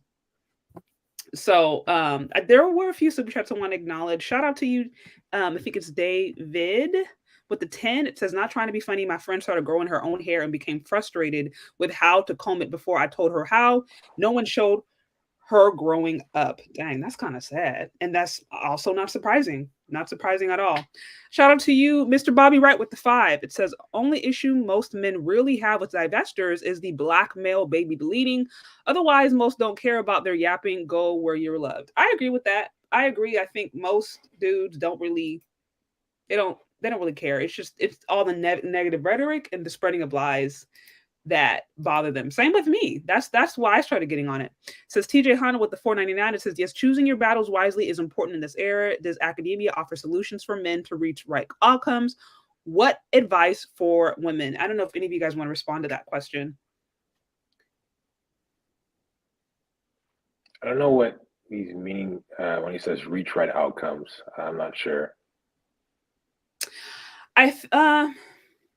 I think when you were saying about, like, this is how I'm interpreting it. When you were talking about basically moving wisely in the system as a man, especially, probably as a Black man in particular, trying to move in such a way to where you don't get canceled, and just making sure that you're making the right decisions. So you kind of go in and out with no issues. And I think he's saying, is in that space, in the academic space, are you like taught or tutored, or are you given instruction on how to do that as a man, and you just have to figure it out yourself? I think that's what he's alluding to. No, I think the academic system is its own business, and I think it's kind of geared towards its own benefit. Students are passerbyers, frankly. I think your outcomes is going to be solely dependent upon you and the research that you did prior towards getting into that field in the first place. You're always going to have good teachers here and there, and I think that they'll probably try to guide you, but I think the right outcome is going to have to be upon you and your own research. I think I can try and offer like a perspective on this. This is what I guess not to do. I was in a sociology class and the conversation of marriage came up. At the time, really didn't think much about it. But me being myself, when there was asked the question, would you want to get married? I said no. Why? Because, I don't want to, the divorce, alimony, and all that stuff. And me knowing the teacher was divorced to say, well, you have nothing to fear. I was like, well, you divorce your husband and he's paying child support and alimony to you. So I already made an enemy that day by just bringing that up, even though it was true. So one thing is that don't try to be what I was, a smart ass, in those regards, because I can be quite witty sometimes. And also another thing is that find the right groups. Believe it or not, there are quite a lot of people who are more conservative, liberal, or somewhere in the middle. And those people, just one example, we're talking, and I just brought up Jordan Peterson. You kind of see where they think about him, for example, and you gauge where they kind of stand politically or ideologically. So by asking them who they feel about a certain person, you know they're going to be very controversial. You can pretty much guess where you stand. And also aligning yourself with those people who you agree with as well. And another thing is that, of course, pick your battles, but don't try to win every argument. Sometimes you just say, you know what, you are allowed to be right, and then move on. You're not saying they're right, but you're allowed to be. Doesn't make you right though. You don't have to win every argument with you are with that person, because sometimes you have to ask yourself, what do you gain from actually arguing with them? To me, it was just another headache. So I left. Sorry, guys, I got kicked out of my stream again. I don't know why it's doing that. It's so weird. I don't know if any of you guys had anything you wanted to add to that particular point, but okay. And then this one, it says at 33, I absolutely disagree with the panel's perspective, but I support the channel and your message, respect. He was referring to when we were talking about who has it worse in dating, men or women. And the general consensus was, oh, both have it bad. And I think he's like, no, I disagree. And then shout out to you, Generation Love. Thank you guys for the love on the everyone. So I have one more question for you guys, and then I'm gonna wrap this up because I know you guys have been so patient with me and hanging out. So shout out to you again for just being here. And shout out to you for acting like adults, for giving us adults examples on how to act like respectable human beings. Because like I said, so often when we see us on panels, it usually is not short of cussing and yelling over each other, and somebody has to get kicked out and then it goes viral. So thank you just for being respectful and treating everybody like they are human beings worthy of respect. With that said, so do you guys think that Black women are the least desired on the dating market? Who wants to start with that question? Final question. Or am I going to have to pick? I don't even know how to answer that. Because I mean, we have to be honest about the society we live in. It's very anti-Black. Because I didn't say this earlier, but even with the white girl that I dated, I learned later on after we broke up that her family was like super racist. It was just her who wasn't on that xenophobic type stuff, but most of her family was. Now, in my experience from what I've seen, that's not necessarily true. I will say you have to be honest about the society we live in, though, that it's very anti-Black. Racism is still a thing. And there are people of other cultures who definitely disagree with race mixing. I remember like I was 12 years old and I was with, I was dating this Hispanic girl and she was like Cuban or whatever. And she just said, like, my dad doesn't like you, my brother doesn't like you, so we have to break up. I was like, okay. It wasn't that big of a deal for me, but you just have to be honest about the society we live in currently in the United States. Okay. Anybody else have any thoughts on that? Just to answer the question, I do think that Black women are the least sought after, or as your question put it. I think there's maybe a lot of stereotypes, but then again, like, it's just like the history and where we're coming from. Black people as a whole have had it hard, and I feel like it's just like easy to pop shots at Black women, frankly, and that's almost in a way I feel like a failure of like that's the failure of the Black community, Is it like black men aren't there to like kind of defend their own women, but then like they also don't have the power to, and so that's kind of like the conundrum, is that we're all sitting here at the bottom, and it's like I can't really help you, you know. But I think it's just a lot of stereotypes. I don't think that there's anything necessarily wrong with black women. There's certain aspects of our culture as black people that I think we could move past and improve on. But I don't think that there's anything wrong. It's just the stereotypes and just the rest of the world that we live in, frankly. Okay. And to slightly go against what Marco was saying, I mean, that is true.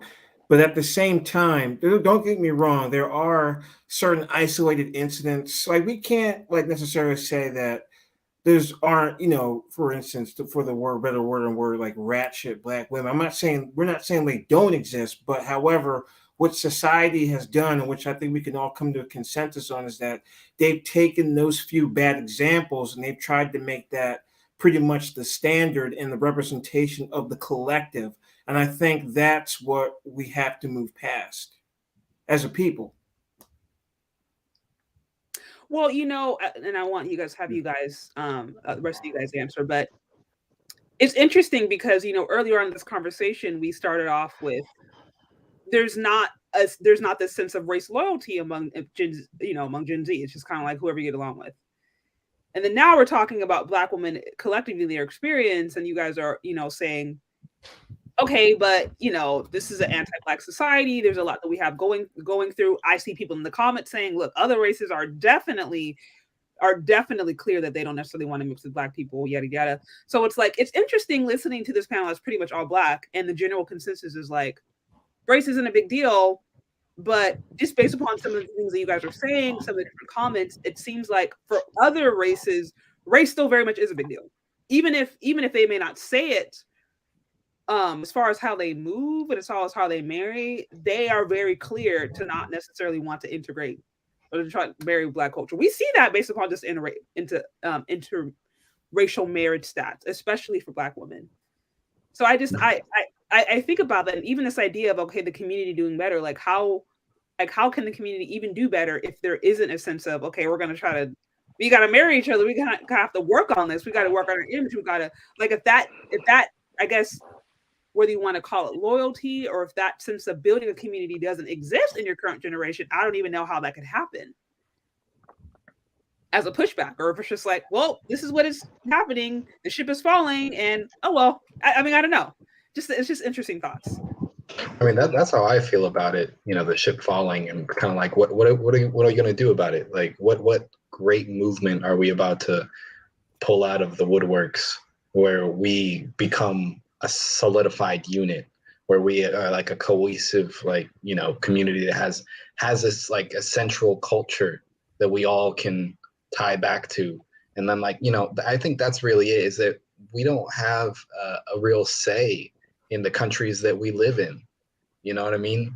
Even in Africa, there's so many countries that have been influenced by European powers and still are. You know, so like here it is globally, we're at the bottom, so it's just a punching up situation. You know, and like, yeah, that's just how it goes. Oh, go on. Somebody wanted to say something. Oh, and to further elaborate, I think at the end of the day, I think we're all aware of who we are in our culture. But I guess the better question is at this point in time, is the community, in a better word, like, is it worth saving? Because I guess it's hard, because we've seen generation after generation before us struggle, you know, and go through so much hardship. And I guess our generation, I don't know if I'm speaking for everybody on this panel, but I know for myself, it's kind of conflicting, because it's like part of you is like, oh, okay, let's see if we can work together with our people to build it and see if we can address these problems, and, you know, see if we can work towards repairing and rebuilding and, you know, bringing back that, you know, what we had. Or is it like, you know, maybe we should just let it be as it is and then go somewhere else? So it's a tricky scenario when you consider all the elements. Yeah. No. Yeah, you know. If I may speak, in my long 22 years of life, I have never seen or witnessed any Black women, big, small, ratchet, proper, suburban, whatever title you want to give to them, struggle with finding a partner, especially within their own race, I would say. Not to get political, but America is one of the most propagandized countries in the world. And it doesn't help that everybody falls prey to media images of Black people, no matter the gender. So you may think based off of what we see. I see some people in the comments brought up Maury and Jerry Springer and all of them. Like based off of that, you may think, oh man, Black women are looking terrible. Like in reality, because like I'm very much pro step away from the TV, step away from the phone, step away from social media, and actually look at people around you. You know, actually interact with the people around you. And I don't see people of any race because I went to, you know, I have a very diverse group of people around me. I say nobody would say, "Oh, Black women are just the least desirable." Like it's just not like it's not a thought that comes to normal people outside of social media's minds. Right. We're talking about and a lot of people always bring out like, but if we talk about the community and like, is the community worth saving? Like, let's just be for real. What do you mean by saving? How are you going to save this community? Like, what community are you even talking about? Black people are different, even in different parts of this country in America.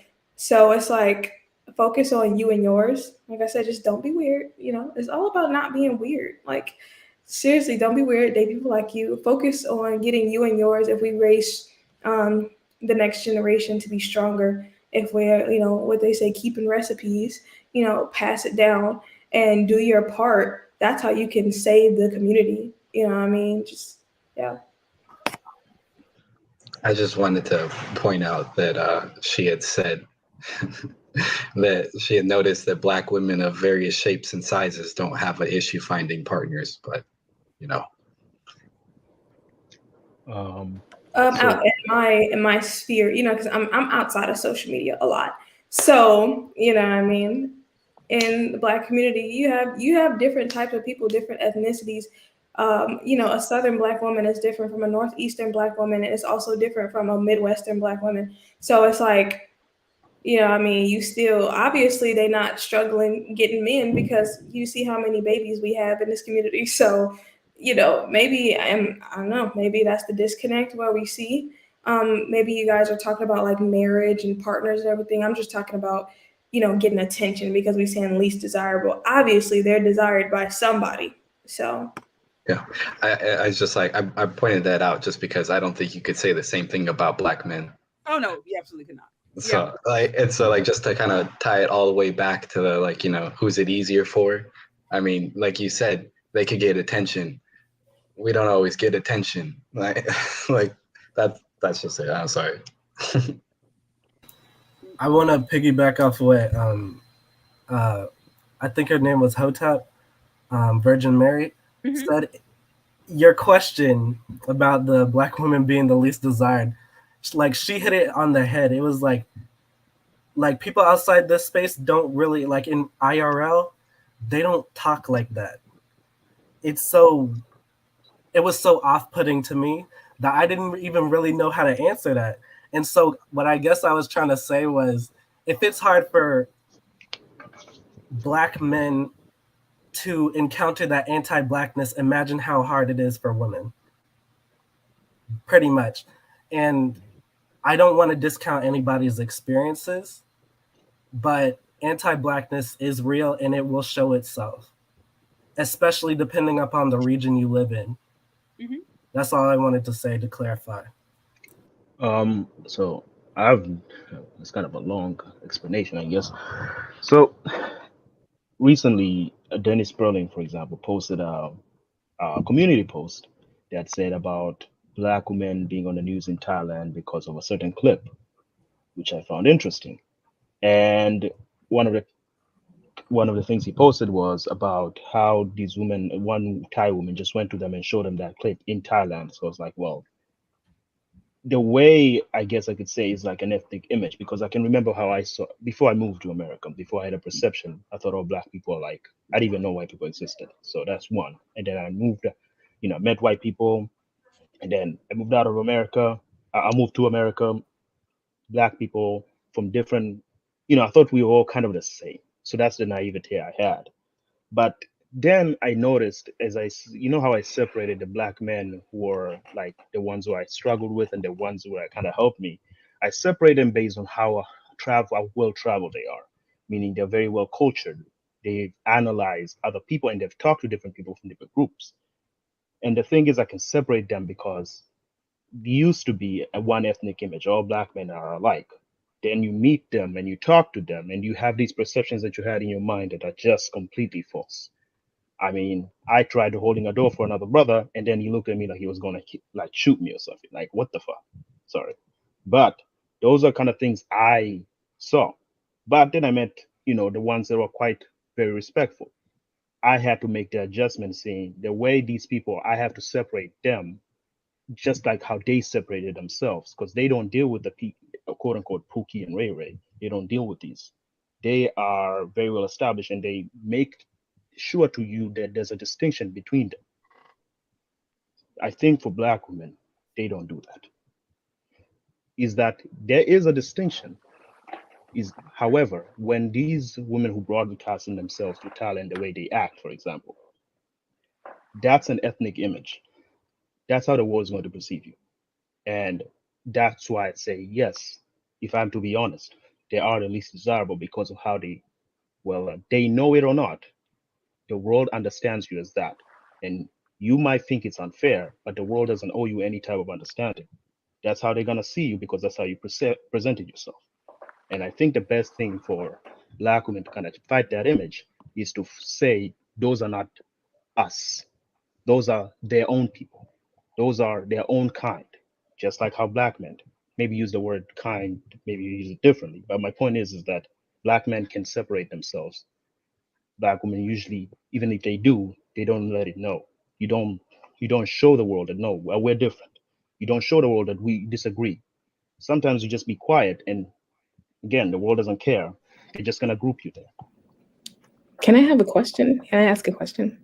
Yeah. Would you all agree that the world looks at Black people in general with a negative light? Yes. I would say yes, Yes. but that's because we make it easy for them to do so. One, we don't control how we pull. Most of us don't say we don't control, but we don't have major control of what we show, because even the black male image is a problem. But one thing I can say with Kevin Starr, what he did is like, really, image matters. How you're perceived to the world, that matters a lot more than you think. So do you think they look at us negatively because not enough of us are saying, I'm one of the good ones. I'm not like... No, not one of the good ones. It's not about that. It's that make a distinction that behavior is unacceptable and let it be known. Okay, because I did notice that you use the word kind, and it seems like that's why. Sorry, my bad. Go on. I feel like this whole night we've spent a lot of time talking specifically about the worst examples of Black women and why people around the world view us negatively. But if we want to be honest, it applies to Black people in general. And I mean, I don't know, maybe I just disagree here, but I don't think it's because I don't think it's anything that we are doing in particular, because even before all this modern negative media existed, negative views of Black people have existed for a very long time, hundreds of years. So, I mean, I'm sure there have been enough positive examples of Black people in history for us to use them, point at them and say, this is why people shouldn't look down on us. But ultimately, I don't think it's because I don't think it's really because of anything that we're doing. Anti-Blackness is global and has been for a long time. And I don't think separating it by gender changes that. Well, I'd say is that you're right, but you're right for the wrong reasons. Because we're not doing anything, or Black people aren't doing anything. But that's kind of the problem, is that you don't have that control over that image.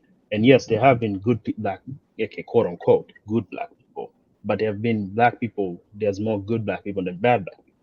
But if all you see is the bad ones, whether you like it or not, if you're in that environment, you're going to perceive that. And it's gonna be a harder battle to fight against that.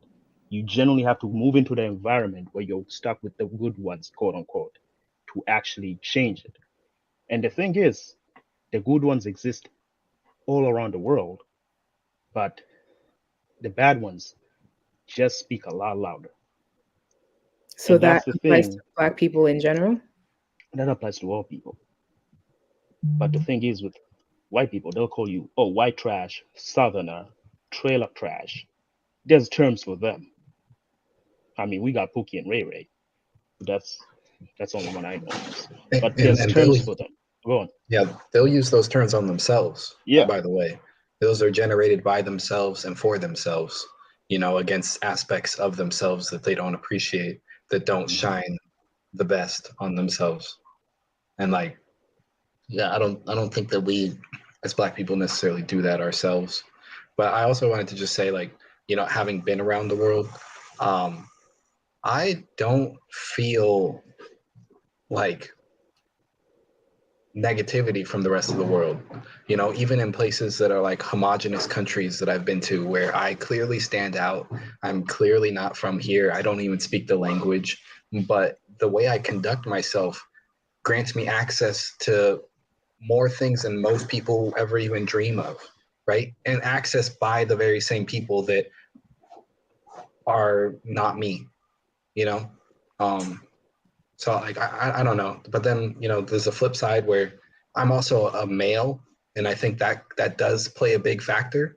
I don't think that most people would see me in the street, especially if I'm like, I don't look like you and I'm in your country. I don't think that they would ever approach me in a negative way, because frankly, approaching another male in a negative way just is bound to lead to conflict, and most people don't want to do that. Now, like talking to my own sister and hearing her experience of like being in Australia and being at a bar and having and like act as if she's like combing her hair, like to kind of like make a joke of my sister's hair, or when she's getting off of, hey yo, can you turn that light back on? Thanks. Or yeah, no, but that's me as a Black male. I don't feel like there's a negative sense from the rest of the world. If anything, I find people to be more curious, and then you also have to take into consideration the history with Black people that they have. Like for example, the first time Japanese people had interaction with Black people was from Americans when the Navy soldiers came and performed blackface for them. That's what the Navy soldiers would do to entertain themselves on the boat ride over. And so this is Japanese people's first interpretation of what Black people are. These jovial, clownish characters, They've right? been represented in their media as well. Just wanted to add that. Go on. And so then it's not so much that they're racist. They don't even know. They don't know our culture. They don't know what we've gone through. All they know is what they've seen, right? But I do think most people are more curious than criticizing or critical of us. So I would even like to add, so just one quick. I would like to add is that they're more curious, but they're also more, how do I say, if you could say ignorant, but not ignorant because they're like stupid or anything, but more ignorant because of the lack of knowledge. And that's truly what the word means. They're ignorant because I've never seen this before. This is my only perception of it. And this is what I'm going to assume it is. You could say it's racist, but at the same time, it's not the same racist as I know there are ones who act right, but I don't like you. Just some people like that you can't convince, and you should never. Here's the thing: I like to see those people because at least I know I shouldn't convince you because I know you'll never change. But then there's the ones who are slick about it. And then when you call it out, you're the one who sounds crazy. Those people are the worst kind. So it's best to just, you can't. The world will see you the way it can perceive you, and the way we've allowed to be perceived is not in our control. So that leads me to a very pivotal question. So can we unanimously say that the negative portrayals as Black people as a whole, is that more of an American view or a world view? Can you repeat that? Sorry, I didn't. I pressed it. Okay, yes. Is the negative portrayal of Black people in general an American perspective or a global perspective? I think I would say personal. Oh, go on. Are you talking about anti-blackness in general, or are you just talking about as it refers to Black Americans? Because I think there's nuance. I don't know that there's going to be one question that that applies to every single country, every single nation, because they all have their own unique histories. I guess So maybe from the perspective of Black Americans. I think from the way I can see it is it's mostly an American view because how American culture is quite prominent. Like Korean rap, it's rap. It started in America. Jazz, rock and roll, all those are genres, for example. But also the visuals. What do rock stars usually wear? Prince is an icon, for example. And you could even say the baggy clothes. Of course, there's a quote unquote, because this were bastardization of it, meaning they take from what they perceive and they exaggerate the hell out of it. But if I'm looking at it and I say, I like the look, and I'm just going with the look, because I know I've seen cringy rappers from my own home country trying to emulate that. I'm like, oh, bro, don't not sing. Please do not sing. I mean, go, live your dreams, but yeah. So that is it's the bastardization of that without actually learning what it is. And that's more of American, because American culture is what they export the most. I think also just as a quick little history note. I mean, the way American media went international was through the minstrel shows, which was obviously white people in blackface, which was showing very derogatory views of Black people. That's how Hollywood, if you will. That's kind of how it started getting international acclaim, was through negative portrayals of Black people. So, like I said, even if there were countries that were untouched by imperialism, which most of them, if not all of them, were in some level. They still have been fed those negative portrayals.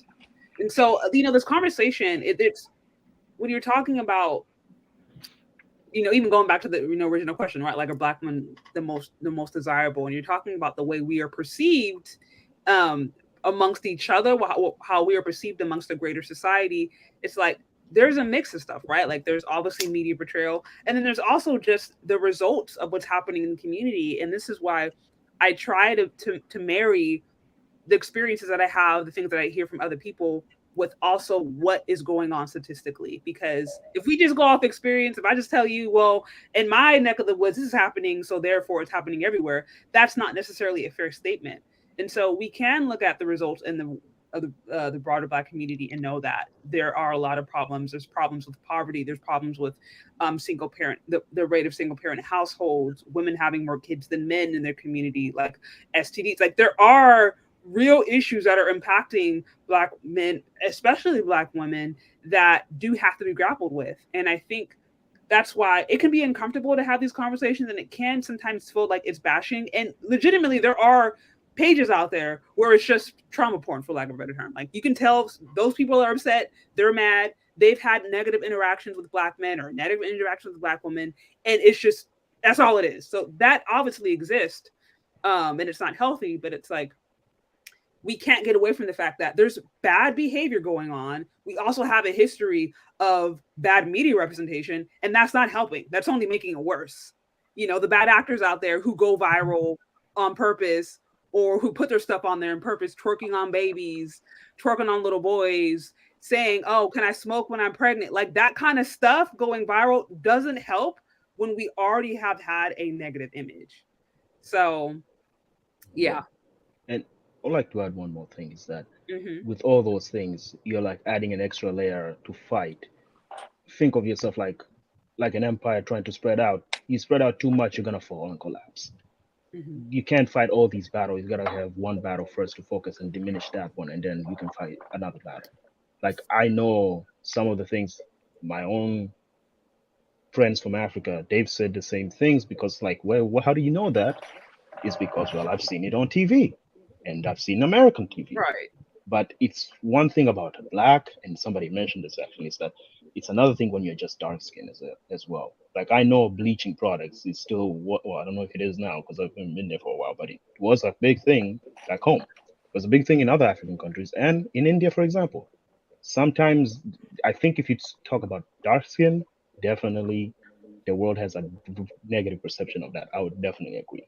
It's not on the same level that I would not date the person, but it's more like they have a negative perception about you because you're dark skinned. And when it comes to fighting all these kind of things, is that I'm not saying don't say you're the good one. No. Don't condone the bad behavior, because people are gonna have that perception. And one thing I found to be helpful is that ask the questions, or ask specific questions, and you realize eventually, the reason I view them this way is because this is how I perceive them. This is where I saw it. And you can then have an option to not condone the behavior, but still to remain true to yourself and say, I am Black.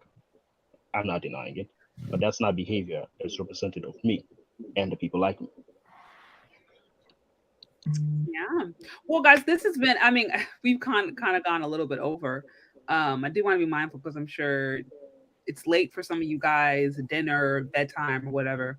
I don't know if you guys had anything else you wanted to add or bring up if you feel like wasn't touched upon. Or yeah, if now is your time.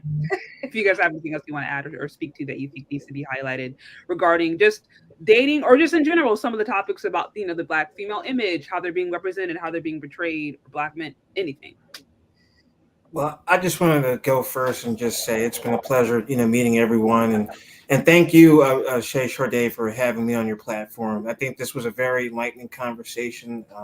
I think a lot of great points have been made, and I just hope we all individually and even together, keep doing the good work that we can to, have a better positive representation of not only of ourselves as Black people, but even across the world and in America. So this was quite a privilege, and I'm glad to have met everyone tonight. Thanks, Joe. Yeah, I just want to follow up on that too. It's been a great conversation. It's been a pleasure meeting all of you, and thank you for this opportunity. Thank you, Marco. I guess the one thing that I'll say to end it off, kind of adding to the previous conversation, is that we can't control people, we can only control ourselves, right? So if we're really talking about improving images, it kind of has to start with us, and yeah, again, just like Marco and Joe said, thanks, Charday, for having me on this platform. It's been a pleasure. Sure. I would like to say thank you first for having me here. And when it comes to the topics I wish we could have touched more, is that kind of the meaning of masculinity for Gen Z would be an interesting one, but maybe we'll have another one of that. And what I would like to live on as a person who was privileged to travel at a very young age, one thing I'd say is that go out there and make a friend when you travel. You'd be surprised how many people would want to be friendly to you if you're friendly to them, and you'd be surprised how many friendships. I mean, one of my mentors literally told me he has a friend from Japan, and his child was named after him. He was in the Navy. So go out there and make a friend. Of course, you're gonna go find love. That's not wrong, but go make a friend. You learn a lot about the cultures, and they'll help you a lot, and they'll show you how to avoid kind of things like that. And I guess you could say one last thing I would like to add is that for the men, I guess, this is gonna be hard because I was hard for me, is to listen to your elders more, and also distinguish. My grandfather would say, distinguish the wise one from the old fool, because there are also old fools out here who have not grown into wisdom. Just because of their age, they can fool you to believe they're wise. And one thing I would have known is that, because from what I've learned from the old ones, they've always listened, and they were passionate to share how you can improve them, because they want to see you grow. They have the best intentions for you. They want you to develop a sense of leadership, responsibility, moral compass, be brave and courageous, and be faithful and loyal to your friends. They'll take you far ahead. But yeah, thank you, everybody. All right, thank you. I think we got, is it Demetrius? What you got, Demetrius? Thank you for having me up on the panel. I'll say this. To anti-moralist point, when it comes to this space, be very careful. Vet the people you listen to, because there are a lot of people who are jaded. And you have to learn how to scrub your social media, because it's quite literally, it's a tool. And just like you can use it to educate yourself, to bring more knowledge to yourself, it can also corrupt you. So be very careful. To other Gen Zers in the chat, known and unknown, who wish to speak and who wish to stay silent. All right, thank you.